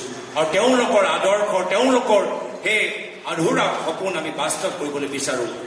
এই প্ৰায়তঃ হিতেশ্বৰ শইকীয়া, প্ৰায়তঃ তৰুণ গগৈদেৱৰ ৰাজনীতি বিচাৰে, ৰাইজে বিচাৰ কৰিব। এইখিনি কথা মই আৰম্ভণিত ক'লোঁ। নিশ্চয় আমাৰ সাংবাদিকসকলৰ ওচৰত কিছু প্ৰশ্ন আছে। বেদব্ৰত বৰা ডাঙৰীয়া, আপুনি এজন এজনকৈ আপুনি নিজে যাৰ যাৰ নাম ল'ব, তেখেতৰ প্ৰশ্নটো আমি শুনিম। এতিয়া কুৱেশ্যন আনচাৰ কাৰণে আমি এৰি থৈ গৈছোঁ।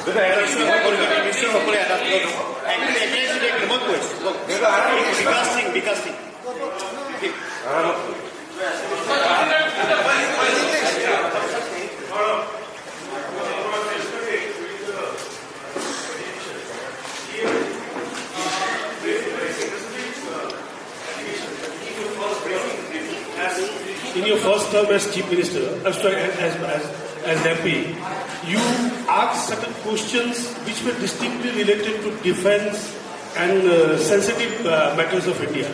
He was basically pointing out how does this concern to an MP from a far-flung state like Assam. So he was just joining the dots like that you are helping someone by asking those questions. मैं इसका जवाब हिंदी में दे देता हूं। कल मुख्यमंत्री हिमंत बिश्व शर्मा के 2.5 घंटे के संवाद मेल में उन्होंने एक भी ऐसा प्रमाण नहीं दे पाए जो ये साबित कर सकता है कि मैं किसी दूसरे देश का एजेंट हूं। उन्होंने गोल मोल करके बातों को बताया। सबसे पहले ये एसआई की रिपोर्ट उनके पास 6 महीने पहले ही था और वो इतने समय पिछले साल लगभग कहते रहे कि 10 सितंबर को वो सारा रिपोर्ट देश के सामने रखेंगे और केंद्र सरकार को वो अपने रिकमेंडेशन भेजेंगे। तो अगर मामला राष्ट्रीय सुरक्षा का है तो हमारा सबसे पहला सवाल ये है कि मुख्यमंत्री पिछले 6 महीने से इस रिपोर्ट पर क्यों चुप थे। सितंबर में ही जब रिपोर्ट उनके पास आ गया था तभी इस रिपोर्ट का पर्दाफाश मीडिया के सामने क्यों नहीं किया, केंद्र सरकार को रिकमेंडेशंस क्यों नहीं दी।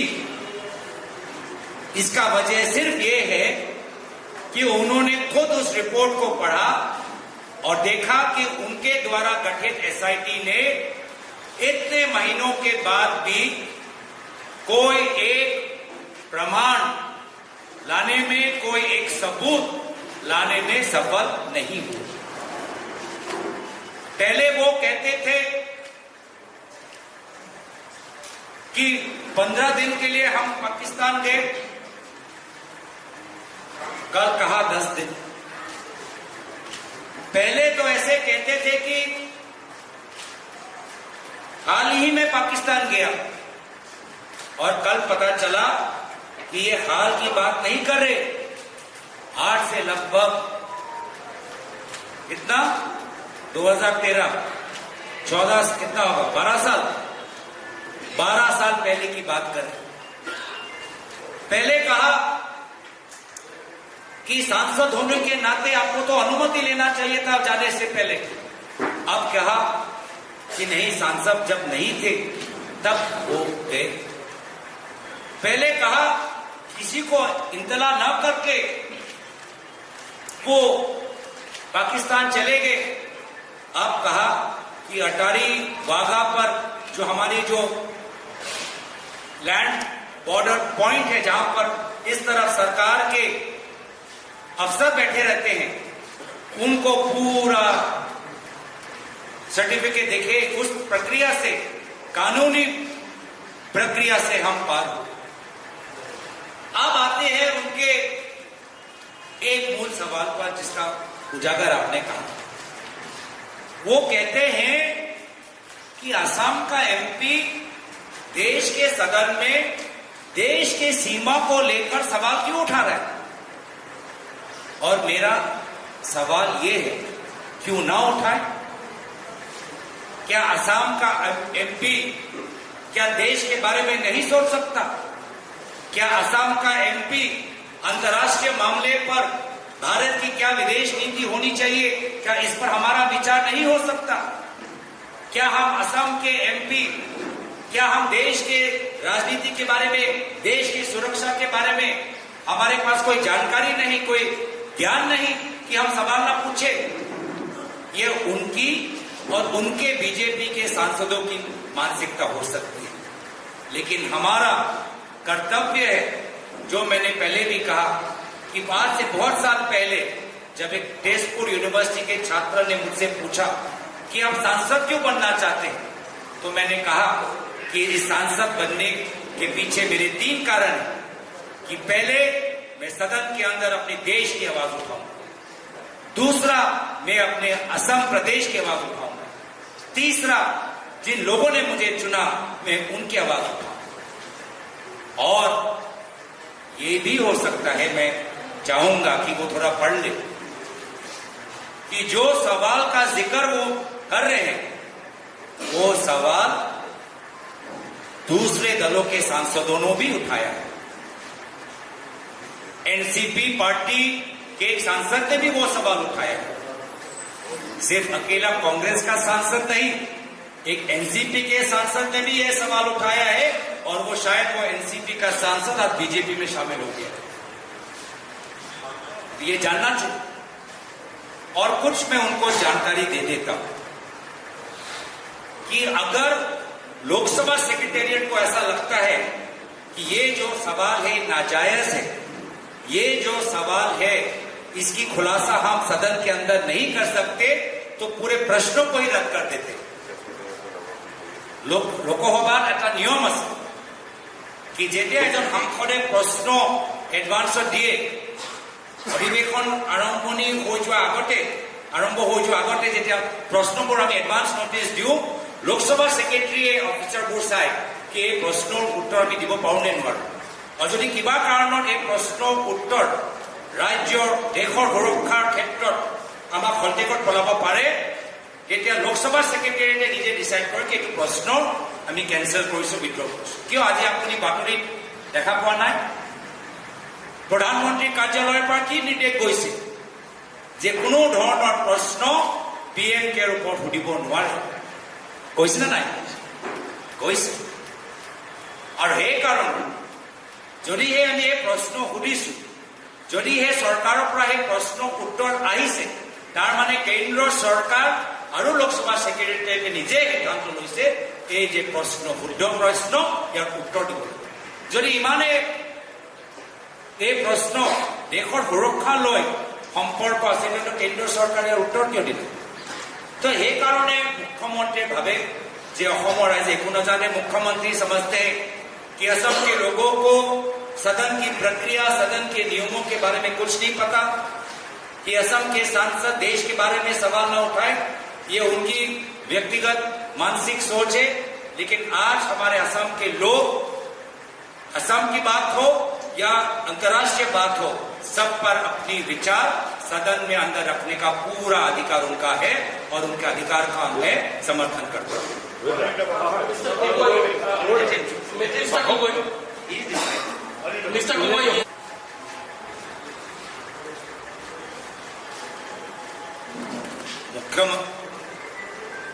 मुख्यमंत्री ने ऐसा कोई बात नहीं कहा जिस बात को मैंने स्वयं नहीं कहा।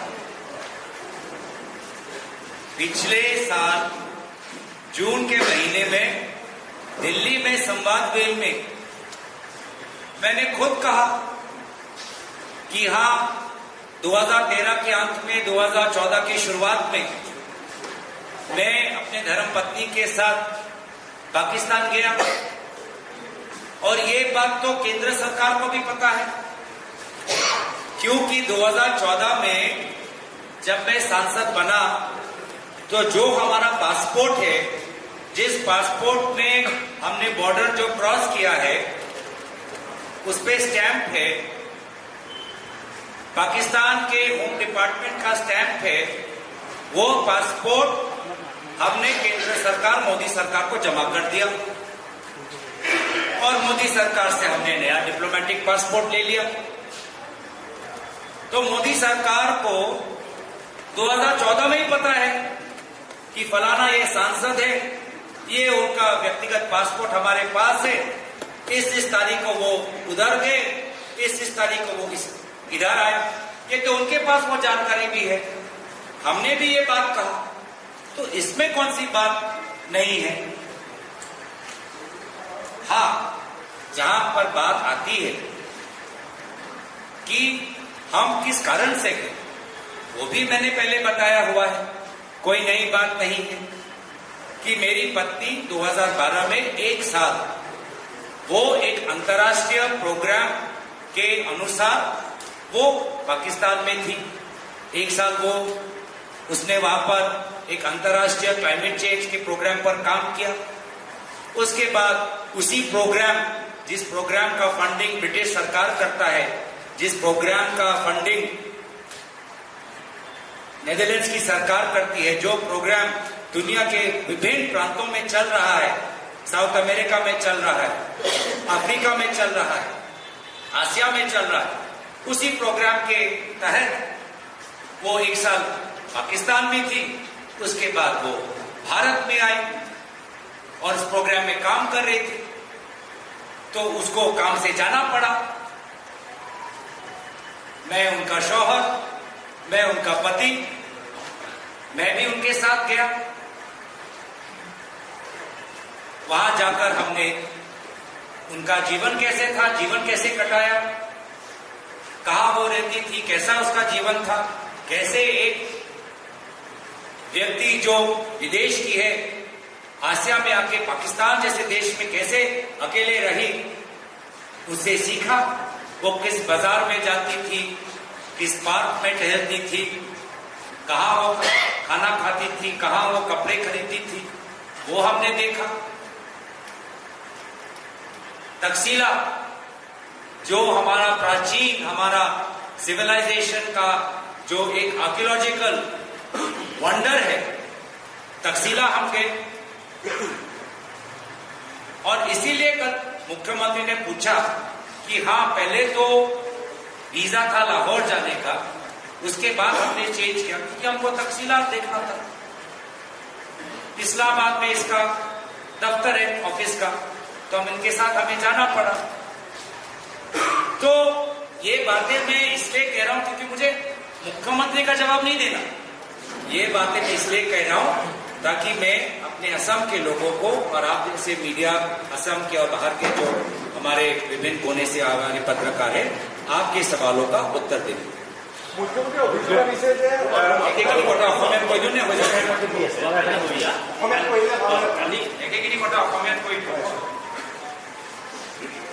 ওচৰত বহুত সময় আছে দেই। এতিয়া 8 ঘণ্টা হয় নে 3 ঘণ্টা হয় আপোনালোকৰ প্ৰশ্ন শুনি আছো।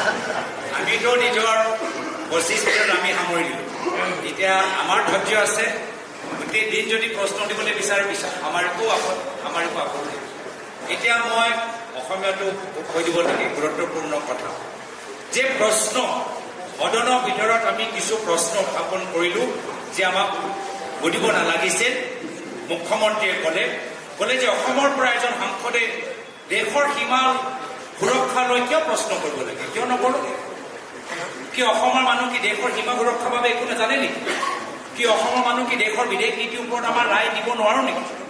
কি আমি নিজৰ অসমলৈ আমি সীমিত হৈ থাকিম নেকি? আমাৰ ৰাষ্ট্ৰীয় ৰাজনীতি, আন্তঃৰাষ্ট্ৰীয় ৰাজনীতিৰ ওপৰত আমাৰ ৰায় থাকিব নোৱাৰে নেকি? আমাৰ জ্ঞান নাই নেকি? আমাৰ বুদ্ধি নাই নেকি? কিয় নকৰোঁ? নিশ্চয় আমাৰ সুধিম, আমাৰ ৰায় আছে। আৰু লোকসভাৰ ভিতৰত নিয়ম আছে কি যদি প্ৰশ্ন এনেকুৱা এটা সেন্সিটিভ প্ৰশ্ন যাক উত্তৰ আমি দিব নোৱাৰো, তেওঁলোকে এই প্ৰশ্নটো ৰদ কৰিব পাৰে।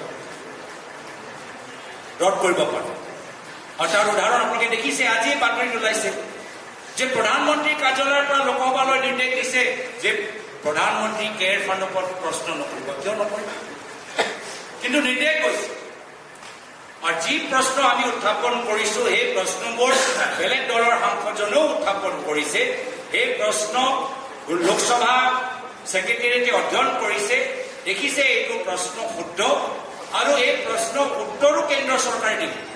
তো কেন্দ্ৰ চৰকাৰৰ আপত্তি নাই আৰু মুখ্যমন্ত্ৰীৰ আপত্তি আছে। দ্বিতীয় কথা হ'ল যে আমাৰ মুখ্যমন্ত্ৰীয়ে জানিবলৈ বিচাৰে যে মই পাকিস্তানত গৈ 10 দিন কি কৰিম। মইতো এইখিনি কথা আগতেও কৈছো কি মোৰ পৰিবাৰে প্ৰায় 1 বছৰ পাকিস্তানত কাম কৰি, আমাৰ নতুন নতুন বিয়া হ'ল, কামত তেওঁ পাকিস্তান গ'ল।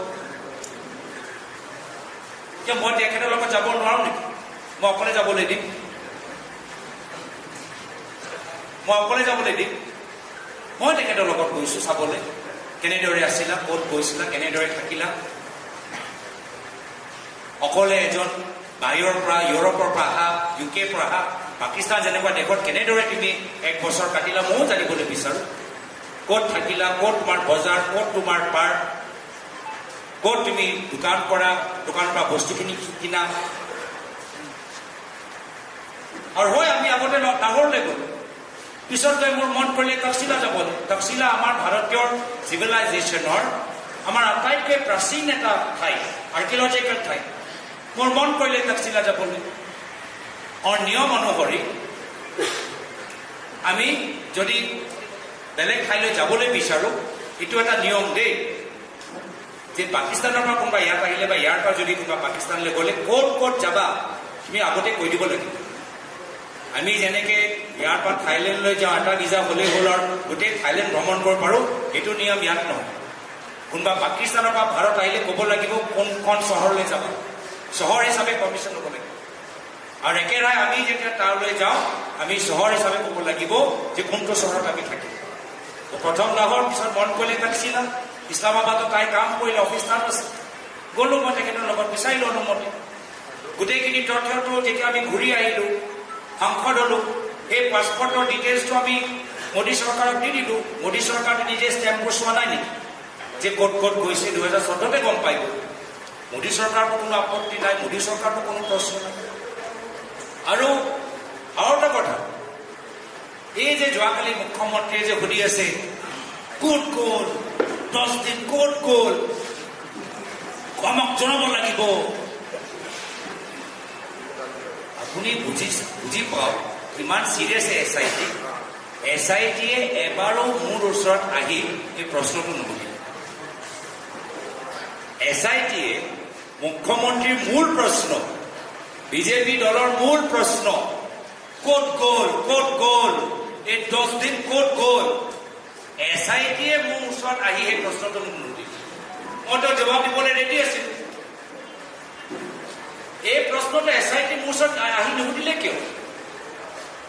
ये जो 10 दिन कहाँ गए, क्या किया, किससे मिले, ये एक बार भी मुख्यमंत्री का SIT हमारे पास आके हमसे वो सवाल क्यों नहीं पूछा? क्योंकि आज जो मैंने ये बातें की रिपोर्ट में डालना पड़ेगा। फिर तो पूरा इनका जैसे कहा जो सिनेमा है तो सिनेमा का एंटी क्लाइमैक्स वही हो जाएगा। एबारो যদি ইমানে গুৰুত্বপূৰ্ণ প্ৰশ্ন SITয়ে একে প্ৰশ্নবোৰ মোৰ ওচৰত আহি নুসুধিলে কিয় নুসুধিলে? মইতো কৈছোঁ যদি SIT বিচাৰে মই নিজে তেওঁলোকৰ খোজকাঢ়ি তেওঁলোকৰ কাৰ্যালয়লৈ যাম। SIT एक बार भी हमारे पास नहीं आया, जबकि हम कितने बार बोला कि हम SIT को कोई बाधा नहीं देंगे, कोई कानूनी बाधा नहीं देंगे, कोई कोर्ट में नहीं जाएंगे, संपूर्ण हम सहायक SIT को करेंगे। एक बार भी SIT हमसे आके हमको ये नहीं पूछा कि 10 दिन आप वहां पे क्या करें। तो मैं निजर परिवाৰৰ লগত গ'লো, আইনী প্ৰক্ৰিয়া জড়িত গ'লো। এতিয়া আমিও সুধিবলৈ বিচাৰোঁ যদি এইটো নিয়ম, মুখ্যমন্ত্ৰীও কৈ দিয়ক যে জুবিন দাৰ মৃত্যুৰ পিছত ছিংগাপুৰত কোন কোন আছে, এইখিনি কথা কওক। বহুতৰ অভিযোগ যে ছিংগাপুৰত জুবিন দাৰ মৃত্যুৰ পিছত 3 দিন এই চৰকাৰী অনুষ্ঠান চলি থাকিলে, কোনোবা তেখেতৰ ঘনিষ্ঠ আছিল, এইখিনি কথা কৈ দিয়ক। আৰু এইখিনিও কথা কৈ দিয়ক যে মই যে কৈ থাকোঁ যে মুখ্যমন্ত্ৰীয়ে বাংলাদেশ গৈ খুব ভাল পায়, বহুতবাৰ বাংলাদেশ গৈছে, মইতো এবাৰেই গৈছোঁ, 10 বাৰ তেওঁ বাংলাদেশ গৈছে। মোৰ ওচৰত এটা ফটো পৰিছে, मेरे पास एक फोटो आया है, आप मीडिया के दोस्तों कृपया जूम कर लेना। कृपया मुख्यमंत्री बताएं कि ये फोटो कब लिया और इस फोटो के पीछे क्या बातचीत है। और ये फोटो है ये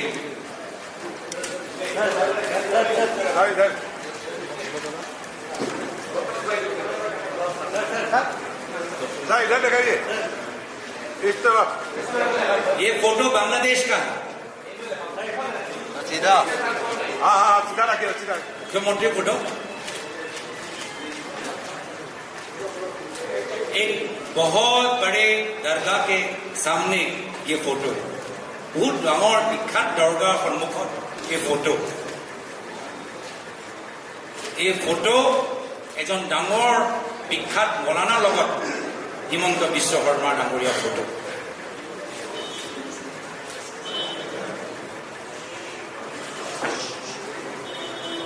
এই ফটো কথা তেখেতক সুধিব, মই আশা কৰোঁ যে আপোনালোকে ভালদৰে কেপচাৰ কৰিলে। সেইকাৰণে কোনদিন মুখ্যমন্ত্ৰী হিন্দু, কোনদিন মুখ্যমন্ত্ৰী মুছলিম, কোনদিন মুখ্যমন্ত্ৰী হিমন্ত বিশ্ব শৰ্মা নাস্তিক, কোনে ক'ব নোৱাৰে। যেতিয়া কংগ্ৰেছত আছিলে তেতিয়া মুছলিমৰ তেজ তেওঁ গুজৰাটৰ পাইপত দেখা পাইছে, আৰু এতিয়া যেতিয়া বিজেপিত সোমালে এতিয়া তেওঁ এনেকুৱা ভিডিঅ' বনাইছে যে মুছলিম ওপৰত জেন'চাইড হওক, তেনেকুৱা এটা সাম্প্ৰদায়িক ভিডিঅ' তেওঁলোকে প্ৰচলিত কৰিছে। কাইলৈ গৈ নিজৰ ৰাজনৈতিক সুৰক্ষাৰ বাবে কাইলৈ গৈ তেওঁ খ্ৰীষ্টিয়ান হৈ যায় নে শিখ হৈ যায় নে আকৌ মুছলিম নিজে হৈ যাব। কংগ্ৰেছে দিনত একদম ছেকুলাৰ টুপিও পিন্ধিব। আজি মোৰ টুপি লৈ বহুত ফটোবোৰ ওলাইছে, মই দেখিছোঁ সামাজিক মাধ্যমত। অলপ হিমন্ত বিশ্ব শৰ্মা ডাঙৰীয়াও টুপি পিন্ধা ফটোবোৰ প্ৰচাৰ কৰকচোন। তো কোনদিনা তেওঁ হিন্দু, কোনদিনা তেওঁ মুছলিম, আকৌ হিন্দু হৈ আকৌ গৰু চিণ্ডিকেটৰ পৰা পইচাও লয়। কি হিন্দু হ'ল? যদি বাস্তৱ হিন্দু নেতা আজি ৰাতিৰ ভিতৰত গৰু চিণ্ডিকেট বন্ধ কৰক, মই চেলেঞ্জ কৰিছোঁ। নোৱাৰিব। কিয়? ঘনিষ্ঠ মন্ত্ৰীৰ পৰা পইচা ল'ব লাগে, গৰু চিণ্ডিকেট কৰা মানুহক টিকেট দিব লাগে। কি হিন্দু, কি ধৰ্ম কথা।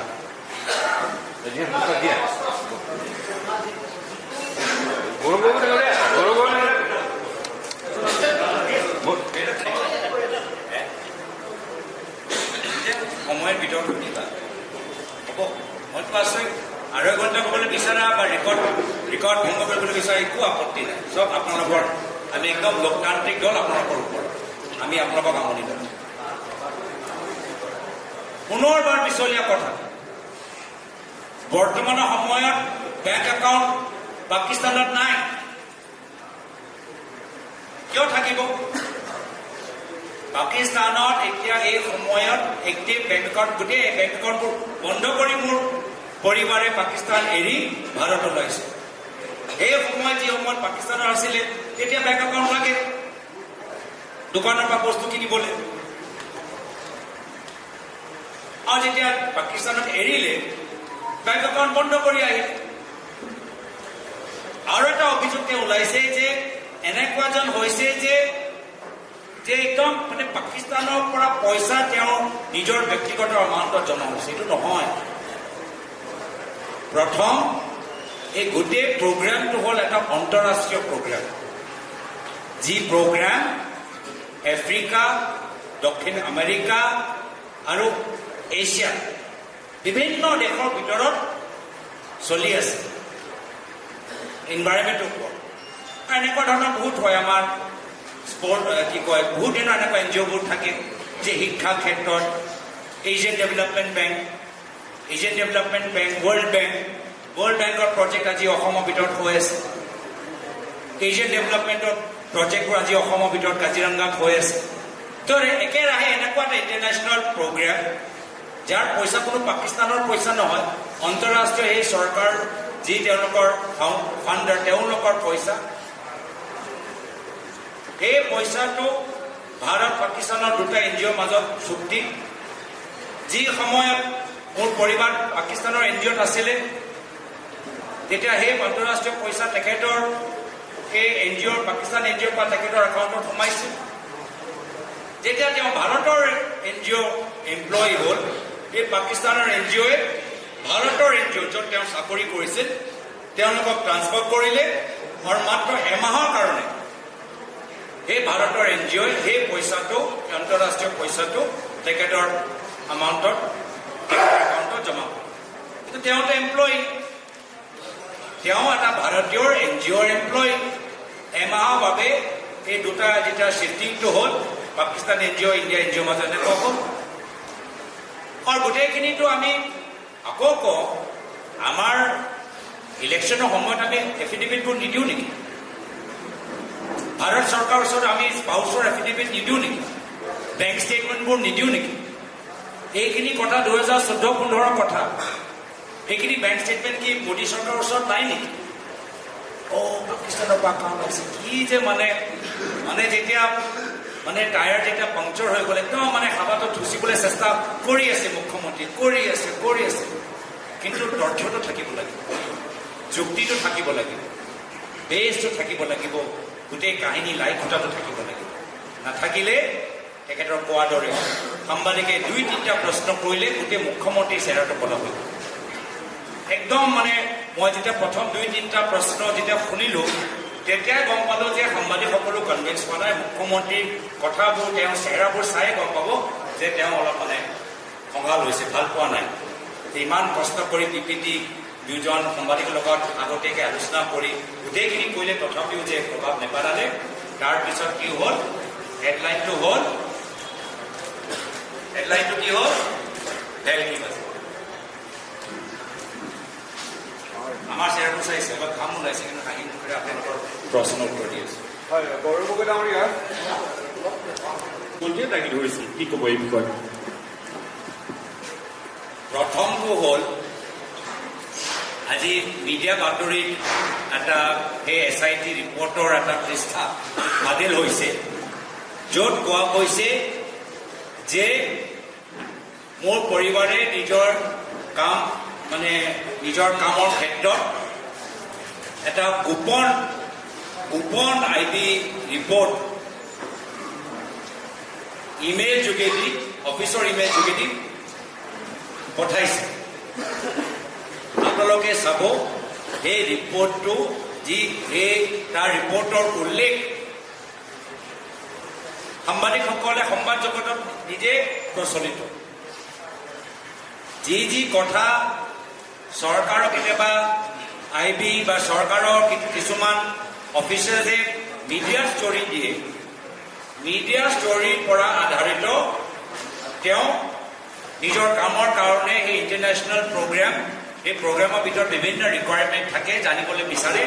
তোমালোকে প্ৰেছ ৰিলিজবোৰ চাই দেশৰ কি চৰকাৰৰ পৰা কি তেওঁলোকৰ ৰায়, চৰকাৰে বিভিন্ন বিষয়ৰ ওপৰত কি ৰায় প্ৰকাশ কৰিছে, মিডিয়াত কি প্ৰকাশ কৰিছে, মিডিয়াত প্ৰকাশ কৰা ৰায়বোৰহে মোৰ পৰিবাৰে তাত দিছে।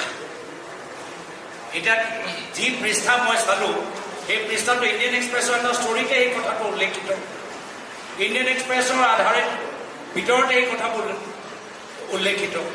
তো যি প্ৰেছৰ ভিতৰত প্ৰকাশিত কথাবোৰ আছে, বাতৰিবোৰ আছে, য'ত চৰকাৰে নিজৰ ৰায় স্পষ্টীকৰণ দিয়ে, নিজৰ স্থিতি স্পষ্টীকৰণ দিয়ে, কেতিয়াবা চৰকাৰে অফিচিয়েলি অনঅফিচিয়েলি ক'ত দিয়ে, এইখিনি ভিত্তিতে এইখিনি তেওঁলোকে বিভিন্ন কামৰ ৰিকুৱাৰমেণ্টৰ বাবে নিজৰ মেছেজবোৰ দিয়ে।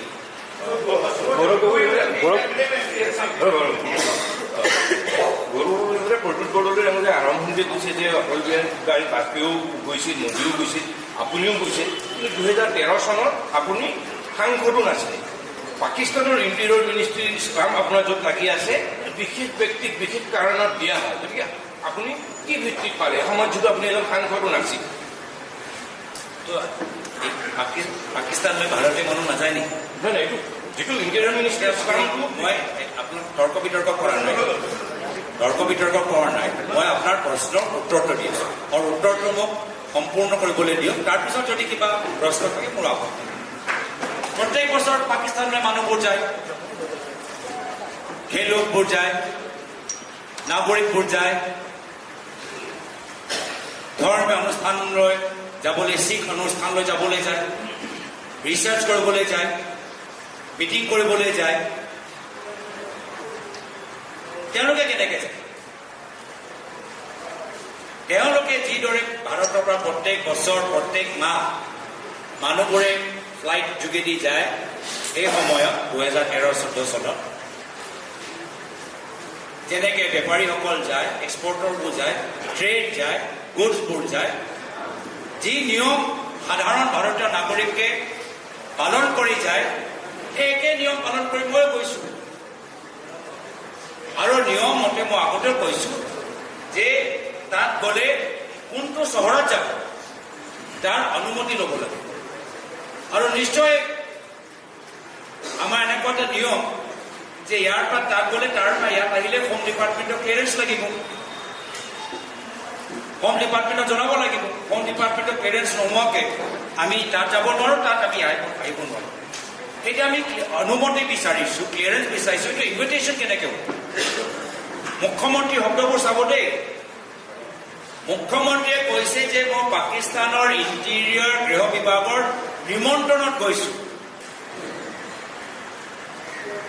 যেতিয়া আমি আইনী প্ৰক্ৰিয়া যোগেদি ক্লিয়াৰেঞ্চ নোহোৱাকৈ কোনো নাগৰিক ভাৰতৰ পৰা পাকিস্তান যাব নোৱাৰে। আমি আইনী প্ৰক্ৰিয়া, ভিজা প্ৰক্ৰিয়া পালন কৰি গৈছোঁ। ভিজা প্ৰক্ৰিয়া পালন কৰাটো নিমন্ত্ৰণ হ'ল নেকি? এতিয়া আপোনালোকে যে UK যায়, শ্ৰীলংকা যায়, এই যে ষ্টেম্প যে পায়, এই ষ্টেম্পটো কি নিমন্ত্ৰণ নেকি? এইটো নিমন্ত্ৰণ নহয় ন, এইটো ক্লিয়াৰেঞ্চে। এইটো কোনে বেলেগে চবে শুনিছে, দেই। তো ষ্টেম্প, ছিকিউৰিটি ক্লিয়াৰেঞ্চ ষ্টেম্প আৰু নিমন্ত্ৰণৰ মাজত কিমান পাৰ্থক্য? আৰু মুখ্যমন্ত্ৰী নিজে ক'লে যোৱাকালি, চাব দেই, যেতিয়া এই প্ৰেছ কনফাৰেন্স এই পাঠ কৰিলে তেওঁ ক'লে কি ইণ্টেৰিয়ৰ গভৰ্ণমেণ্টৰ ইনভিটেশ্যন, বাট ইনভিটেশ্যন এজ হাউ আই থিংক। তেওঁ নিজে নিজৰ শব্দৰ চয়ন লৈ কনফিডেন্স নহয়। যেতিয়া ইনভিটেশ্যন শব্দটো এইটো ডাঙৰ তেওঁলোকৰ এইটোতো হ'ল খেল। ইনভিটেশ্যন কি ইনভিটেশ্যন? তেওঁ নিজে ক'লে কি মোৰ মতে ইনভিটেশ্যন, কিন্তু বাস্তৱ হয় আইনী প্ৰক্ৰিয়া হ'ল যে ক্লিয়াৰেন্স লাগিবই, এইটো আইনী প্ৰক্ৰিয়া। আৰু তাত গৈ মই ক'লোঁ যে আমি তাকচিলা যাবলৈ বিচাৰোঁ, তেওঁৰ পৰিবাৰৰ কামৰ লগত গৈছোঁ। মোৰ পৰিবাৰ পাকিস্তানলৈ গৈছে, মই অকলে যাবলৈ দিম নেকি? মই তেখেতৰ লগত নাযাওঁ। নতুন আমাৰ বিয়া, মই নাযাম নেকি? অক্টোবৰত বিয়া হ'ল, গৈছে জানুৱাৰীত, মই অকলে যাবলৈ দিম নেকি? গৈ আহিলোঁ তেখেতৰ লগত। সেইটোৱে তেওঁৰ ই ধুৰন্ধৰ কাহিনী বনাই দিলে। সেইটোৱে ধুৰন্ধৰ হৈ গ'ল নেকি? মই নিজৰ নতুন মানে মোৰ লগত বিয়া হ'ল, পাকিস্তান গৈছে, গৈ আহিলোঁ। এইটোৱে ধুৰন্ধৰ। সেইকাৰণে মুখ্যমন্ত্ৰী মহোদয় অসমৰ ৰাইজক সন্মান কৰক, অভদ্ৰ যুক্তিহীন কথাবোৰ কোৱা বন্ধ কৰক, ৰাইজৰ বিবেকটো সন্মান কৰক। বহুত গুৰুত্বপূৰ্ণ সমস্যা আছে, ছটা জনগোষ্ঠী জনজাতিকৰণৰ সমস্যা আছে, সেইখিনিতে দাবী পূৰণ কৰক। বাগানৰ শ্ৰমিকসকলৰ ভূমি পট্টা দি আছিল, আজিলৈকে কিমান বাগানৰ শ্ৰমিকসকলক ভূমি পট্টা দিলে তাৰ হিচাপ দিয়ক। 12,000 বিঘা মাটি কেনেদৰে আপোনালোকে মালিক হ'ল তাৰ হিচাপ দিয়ক। ল'ৰা ছোৱালীৰ মাজত আজি ড্ৰাগছ কিয় ডাঙৰ এটা সমস্যা হৈছে তাৰ হিচাপ দিয়ক। চৰকাৰী স্কুল বন্ধ কৰি মদৰ দোকান কিয় খুলিছে তাৰ হিচাপ দিয়ক। আজি ৰাজনৈতিক দুৰ্বল হৈ আজি আপোনালোকে এটা বিশেষ সমাজৰ বিৰুদ্ধে হিংসাত্মক কথাবোৰ কৈছে তাৰ হিচাপ দিয়ক। সময় মূল্যৱান, সময় নষ্ট নকৰিব। আৰু ৰাইজে গম পাই গৈছে সময় পৰিৱৰ্তন। আপুনি যিটো ভিছা পাইছে বিশেষ ভিছা আছিলে, ভিছাটোৰ কথা আহিছিল, বিশেষ ভিছা পাইছিলে অথবা আপুনি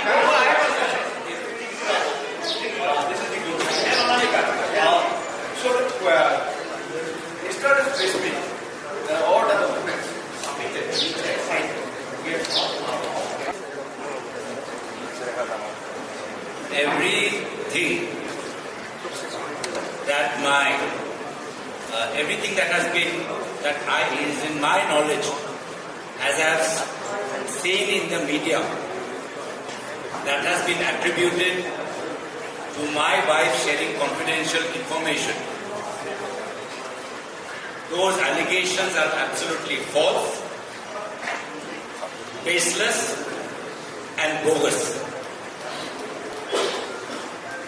Reports that were attributed to my wife as shared in media only reveal information that has already been circulated in press, and that was the domain of my wife's work, which is to read into public information, to read into articles cited in the media, to present those views which have been cited in the media, those articles which have been cited in the media, to whoever is part of that program. As pertaining to this person, it has also come to my knowledge that this person through this specific program, CDKN, has worked in Gujarat when Narendra Modi ji was the chief minister. Now I also want to know, has the SIT interviewed those people in the government of Shri Narendra Modi ji when he was chief minister as to where they have met him or not met him? What has come in media information that the British High Commission also has met with this person. So has the SIT met them also? And all these questions that you're asking, can you imagine? The SIT has never once approached me and asked me these questions. Such important questions that Chief Minister was raising, his own constituted SIT did not deem it important to come to me and ask me those questions. I would have happily answered this.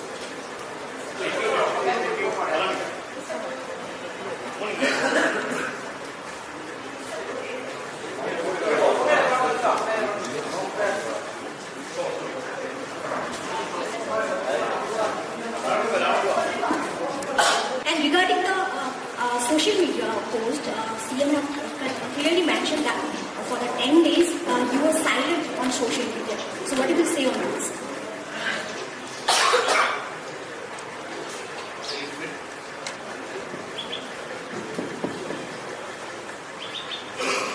See, as to silent, not silent, I don't know what Chief Minister is talking about silence, not silence, I don't know. I also would like him to break his silence on this photo. I also would like him to break his silence about who has he met in this photo, when did he meet, and did he have any political discussions with this person. This is part of a larger article, and that article, I'm still getting it translated. It says that Himanta Biswa Sharma and this person had political discussions with this religious person. Secondly, if I remember correctly, now you're asking me questions of 12 years ago, but you have to mention the cities. You might get a national visa, but you have to inform and get the permission of the city that you're traveling. That's part of the travel obligation.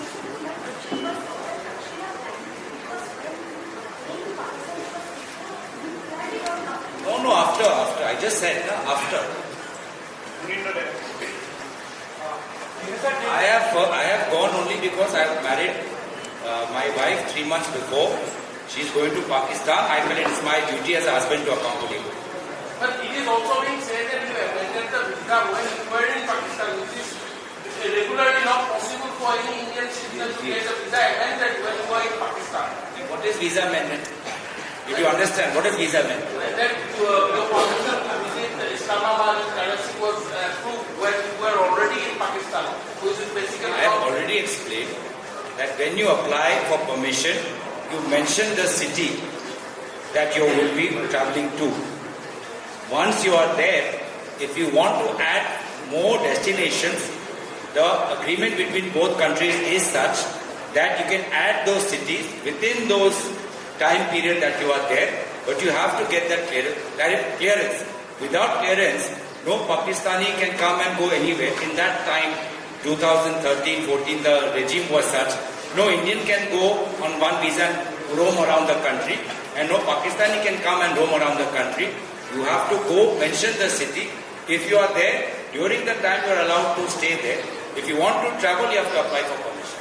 Thank you.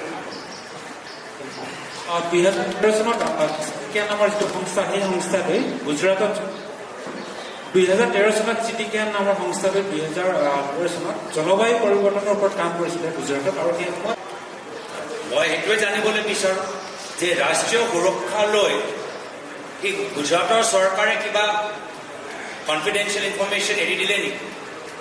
এইখিনি তথ্যবোৰ হ'ব লাগে। এই গোটেইখিনি যে তদন্ত যে ক'ৰবাত নে ক'ৰবাত মোৰ আৰু আমাৰ ওপৰত যে কেন্দ্ৰিত হৈছে, তাৰ মানে এইটো ৰাষ্ট্ৰীয় সুৰক্ষালৈ নহয়। আমাক কেনেদৰে সময় পৰিৱৰ্তন, চৰকাৰৰ কেলেংকাৰীৰ পৰা আমাক কেনেকৈ ডিষ্ট্ৰেক্ট হ'ব পাৰে, সেয়া লৈ আৰু ৰাইজৰ মাজত আমাক লৈ, তৰুণ গগৈ পৰিয়াল লৈ, তৰুণ গগৈ বোৱাৰী লৈ, তৰুণ গগৈ দেৱৰ নাতি লৈ কেনেদৰে ৰাইজৰ মাজত বিভ্ৰান্তি সৃষ্টি কৰিব পাৰে, সেয়া হ'ল এটা ষড়যন্ত্ৰ। মই ভাবোঁ যি বিশ্বাসঘাতক কাম প্ৰায় তৰুণ গগৈদেৱৰ লগত হিমন্ত বিশ্ব শৰ্মা ডাঙৰীয়া কৰিলে, সেই যাত্ৰাটো আজিও অব্যাহত আছে। পাকিস্তানৰ দূতাবাসলৈ আপুনি কিছু শিক্ষাৰ্থীক লৈ গৈছে, সেই বিষয়ক লৈ প্ৰশ্ন উত্থাপিত হৈছে যে ইমানবিলাক দূতাবাসে পাকিস্তানৰ দূতাবাসত কিয় শিক্ষাৰ্থীসকলক শিক্ষা হৈছে, সেই বিষয়ক লৈ এই পাকিস্তানৰ লগত আমি আমাৰ বিভিন্ন সেই সময়ত বিভিন্ন embassy Australia, Singapore, UK, America বিভিন্ন এম্বেচি লৈ আমি এটা অনুষ্ঠান যোগেদি কলেজত পঢ়ি থকা ছাত্ৰ ছাত্ৰীসকল যিসকল UPSC এক্সপিৰিয়েঞ্চ যিসকল বিদেশ নীতিৰ ওপৰত জানিবলৈ বিচাৰে আমি এই ব্যৱস্থাটো কৰি দিছোঁ। এই সময়ত যি সময়ত যেতিয়া প্ৰধানমন্ত্ৰী নৰেন্দ্ৰ মোদী ডাঙৰীয়া এই সময়ত প্ৰধানমন্ত্ৰী নৱাজ শ্বৰীফ 2014 চনত নিজৰ শপত গ্ৰহণত পাতিছে বিয়া খাবলৈ গৈছে। মইতো নিজৰ প্ৰধানমন্ত্ৰী মোদী ডাঙৰীয়া অনুকৰণ কৰি আমিও এই পাকিস্তানৰ এম্বেচেডৰৰ ওচৰত আমাৰ ল'ৰা ছোৱালীবোৰ তাৰ ভিতৰত এগৰাকী সাংবাদিকো আছিলে হিন্দু প্ৰেছৰ সাংবাদিকগৰাকী আমি তেখেতক লৈ আমি চৰ্চা কৰিছোঁ আৰু বিভিন্ন প্ৰদেশলৈ গৈছোঁ। পুনৰবাৰ মুখ্যমন্ত্ৰী যে কিমান দুৰ্বল কিমান হতাশ যে এনেকুৱা এটা মানে ভিত্তিহীন যুক্তিহীন ভক্তিহীন কথাৰ ওপৰত গোটেই কাল্পনিক এটা ছবি আমাৰ ওপৰত জাপি দিবলৈ বিচাৰিছে। সেইটোৱে তেওঁলোকৰ হতাশা, পৰৱৰ্তী দিনত তেওঁলোকৰ পৰাজয়টো নিশ্চিত, সেইটোৱে প্ৰমাণিত যোৱাকালি হৈ গৈছে। আমি আৰু দুটা প্ৰশ্ন সোধো।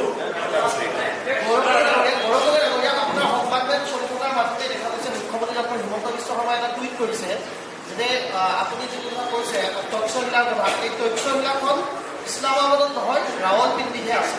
তেওঁ নিজেই কৈছে মুখ্যমন্ত্ৰীয়ে টুইট কৰিছে বিষয়টো লৈ আপোনাৰ সংবাদত মাজতে মই ভাল পালোঁ মুখ্যমন্ত্ৰী মোৰ সংবাদমেল চাই আছে, ভাল পাইছোঁ।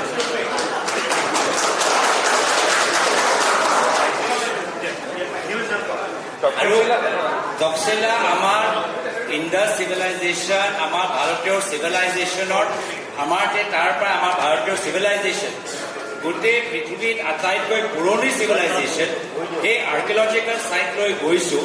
সেয়ালৈ তেখেতৰ আপত্তি হৈছে। এতিয়া মই কি কওঁ লাহোৰ আৰু ইছলামাবাদ দেখালে তাৰপিছত ৰাৱলপিণ্ডি আছে আপুনি আৰু এখন চহৰলৈ গ'ল আপুনি মই আৰু তাত তক্ষশিলাত আমাৰ চাণক্যও তাত আছিলে, ৰাৱলপিণ্ডিত আছে আৰু এখন চহৰলৈ গ'ল।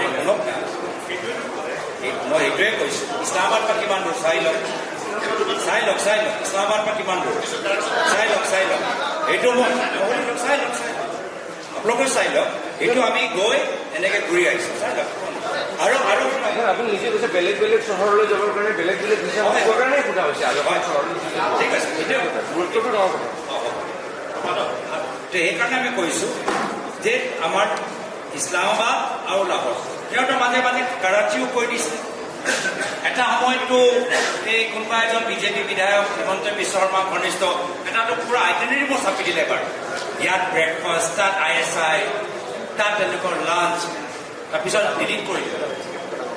মোৰতো চিন্তা হৈছে সেইগৰাকী বিদেশ মন্ত্ৰীৰ বাবে যিগৰাকীয়ে গোটেই পৰামৰ্শটো হিমন্ত বিশ্ব শৰ্মা ডাঙৰীয়াক দিছে। মোৰ তাৰ বাবেহে অলপ মোৰ চিন্তা হৈছে যে কিমান দিন আৰু মানে তেওঁ সেই মন্ত্ৰী হৈ থাকিব মোৰ নাজানো দেই। গোটেই যে কাহিনীটো কালি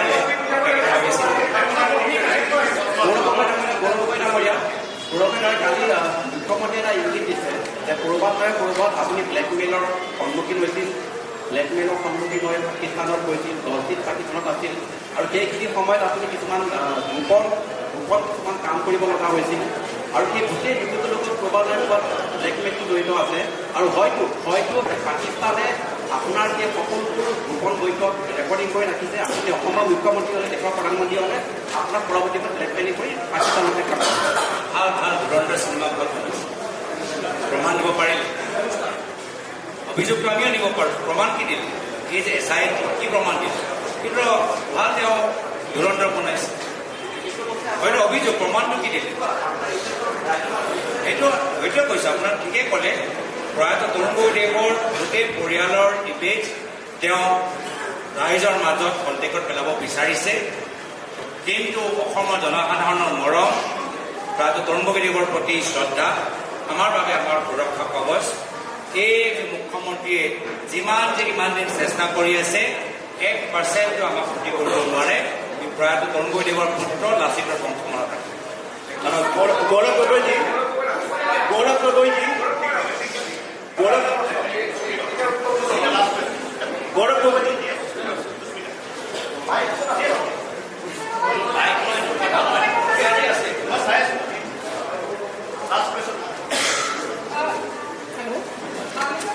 Government of Assam has now said that they will be referring the case to the MHA. So how do you?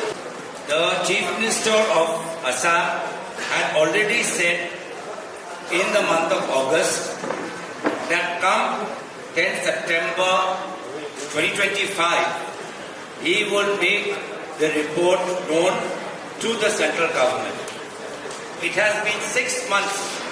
He himself has not deemed it important to send the report in September to the central government for further investigation. He himself waited for 6 months on a matter that he calls it national security, but he himself chooses to wait for 6 months on the false pretext that late Zubin Garg had passed away. But people of Assam know that this report was available to him prior to Zubin Garg's death. Zubin Garg passed away on 19th. This report was with him. There is a photo of the SIT team handing the report to the Chief Minister prior to the 10th September. He himself has not taken the necessary action for the past 6 months. Therefore, which shows that he himself has found that there is nothing conclusive to prove his wild, bogus, baseless, ridiculous allegations in the SIT report. Mr. Gogoi, since you told that you will marry in 2013 with your wife. So,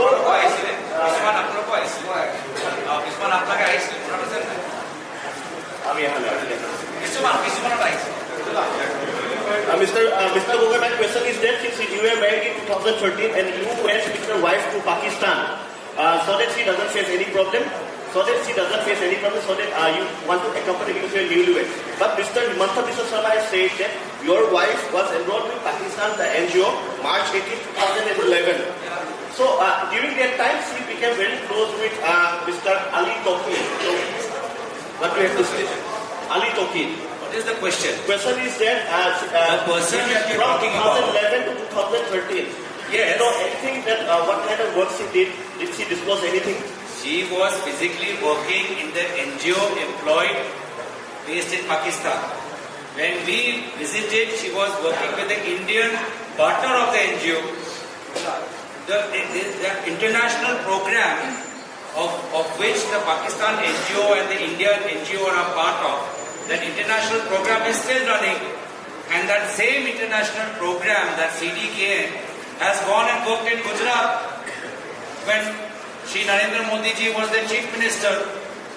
Now can we then say that the Gujarat government was in cahoots with this said Pakistani individual and was taking action detrimental to national security?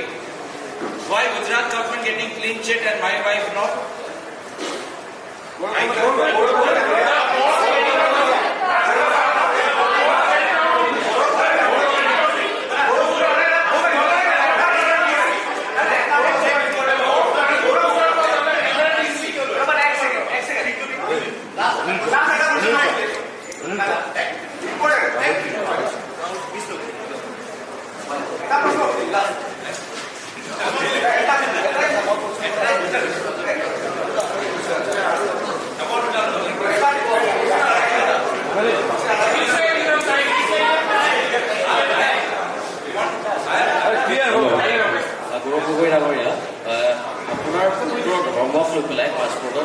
আপোনাৰ পুত্ৰ সন্তানৰ ধৰ্মক লৈ পাছপৰ্টত এটা প্ৰশ্ন উত্থাপন হৈছে। আপুনি জনাব নেকি যে আপোনাৰ বৰ্তমান পুত্ৰৰ ধৰ্ম কি উল্লেখ কৰা আছে? এই কথাটো উত্থাপন কৰিছে। আপুনি মিডিয়া হিচাপে আপুনি কি মোৰ ভৰ্তিকত পেলাব বিচাৰিছিল যে মোৰ নিজৰ মাইনাৰ চিলড্ৰেনৰ মই তেওঁৰ ব্যক্তিগত কথাবোৰ মুকলি কৰোঁ? প্ৰশ্ন সোধাটোও ভুল, আইনী বিৰুদ্ধে। আৰু তেওঁ যি কাম কৰিছে আইন বিৰুদ্ধে। মাইনাৰ চিলড্ৰেন 9 বছৰীয়া 5 বছৰীয়া মাইনৰ চিলড্ৰেনৰ প্ৰাইভেট ইনফৰমেশ্যন তেওঁৰ ওপৰত কিমান কেছ হ'বলৈ গৈছে নাজানো। এটাতো হেড স্পীচ দিলে, তাৰপিছত সেই ভিডিঅ'টো তাৰ ওপৰত দি তেওঁ নিজেই ডিলিট কৰিবলৈ বাধ্য। এইটোৱে প্ৰমাণ যে তেওঁ অসমৰ বাহিৰত কোনো প্ৰদেশৰ মুখ্যমন্ত্ৰীৰ চকীৰ ওপৰত বহা যোগ্য নহয়, যে নিজে বাৰম্বাৰ দিনে দিনে অপৰাধ কৰে, যে নিজে বাৰম্বাৰ আইনৰ উলংঘ কৰে। তেওঁৰ ৰাইজক কি শিকাব? আৰু তেওঁ খালি এটাই কথা শিকাইছে যে কেনেদৰে নিজৰ পৰিবাৰৰ নামত মাটি সম্পত্তি ল'ব পাৰে।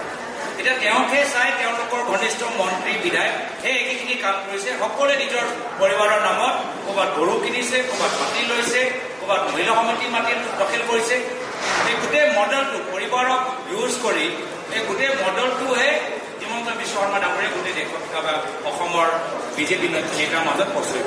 গৌৰৱ গগৈ ডাঙৰীয়া, মুখ্যমন্ত্ৰীৰ প্ৰায়খিনি অভিযোগৰ আপুনি উত্তৰ দিছে আৰু মুখ্যমন্ত্ৰীৰ প্ৰায়খিনি অভিযোগ আপুনি উত্তৰ দিছে। আৰু কথাটো হ'ল যে আপুনি এই কথাটো উল্লেখ কৰিছে যে সমাজ মুখ্যমন্ত্ৰীয়ে উল্লেখ কৰিছে। সেই কথাখিনি হয় 10 ছেপ্টেম্বৰ, তাৰপিছত তাৰিখখিনি আপুনি উল্লেখ কৰিছে। এতিয়া কথাখিনি হ'ল যিখিনি অভিযোগ আহিছে সেই অভিযোগখিনি লেট হোৱাৰ বাবে তাৰ গ্ৰহণযোগ্যতা নাথাকিব নেকি, বা গ্ৰহণযোগ্যতা থাকিব বুলি আপুনি ভাবেন নাই? ৰাষ্ট্ৰীয় সুৰক্ষাৰ লগত সম্পৰ্ক থকা এদিনো পলম আমি সহ্য নকৰোঁ, কিন্তু তেওঁতো 6 মাহ সহ্য কৰিলে। তেওঁ ৰাষ্ট্ৰীয় সুৰক্ষা লৈ তেওঁ কিমান চিন্তিত সেইটো তেওঁ 6 মাহৰ পলম সেইটোৱে প্ৰমাণ কৰি দিলে। তেওঁ নিজে প্ৰমাণ কৰি দিলে যে ৰাষ্ট্ৰীয় সুৰক্ষা তেওঁৰ বাবে গুৰুত্বপূৰ্ণ বিষয় নহয়, নিৰ্বাচনী কিবা এটা ফুলজাৰিহে। আমাৰ বাবে আমি ৰাষ্ট্ৰীয় সুৰক্ষা লৈ আমাৰ বাবে কোনো ফুলজাৰি নহয়, একো বাটল বিষয় নহয় যে আমি এনেদৰে আমি ক'ব পাৰোঁ। তেখেতৰ বাবে হ'ব পাৰে, যাৰ বাবে তেওঁ শ্ৰম কৰি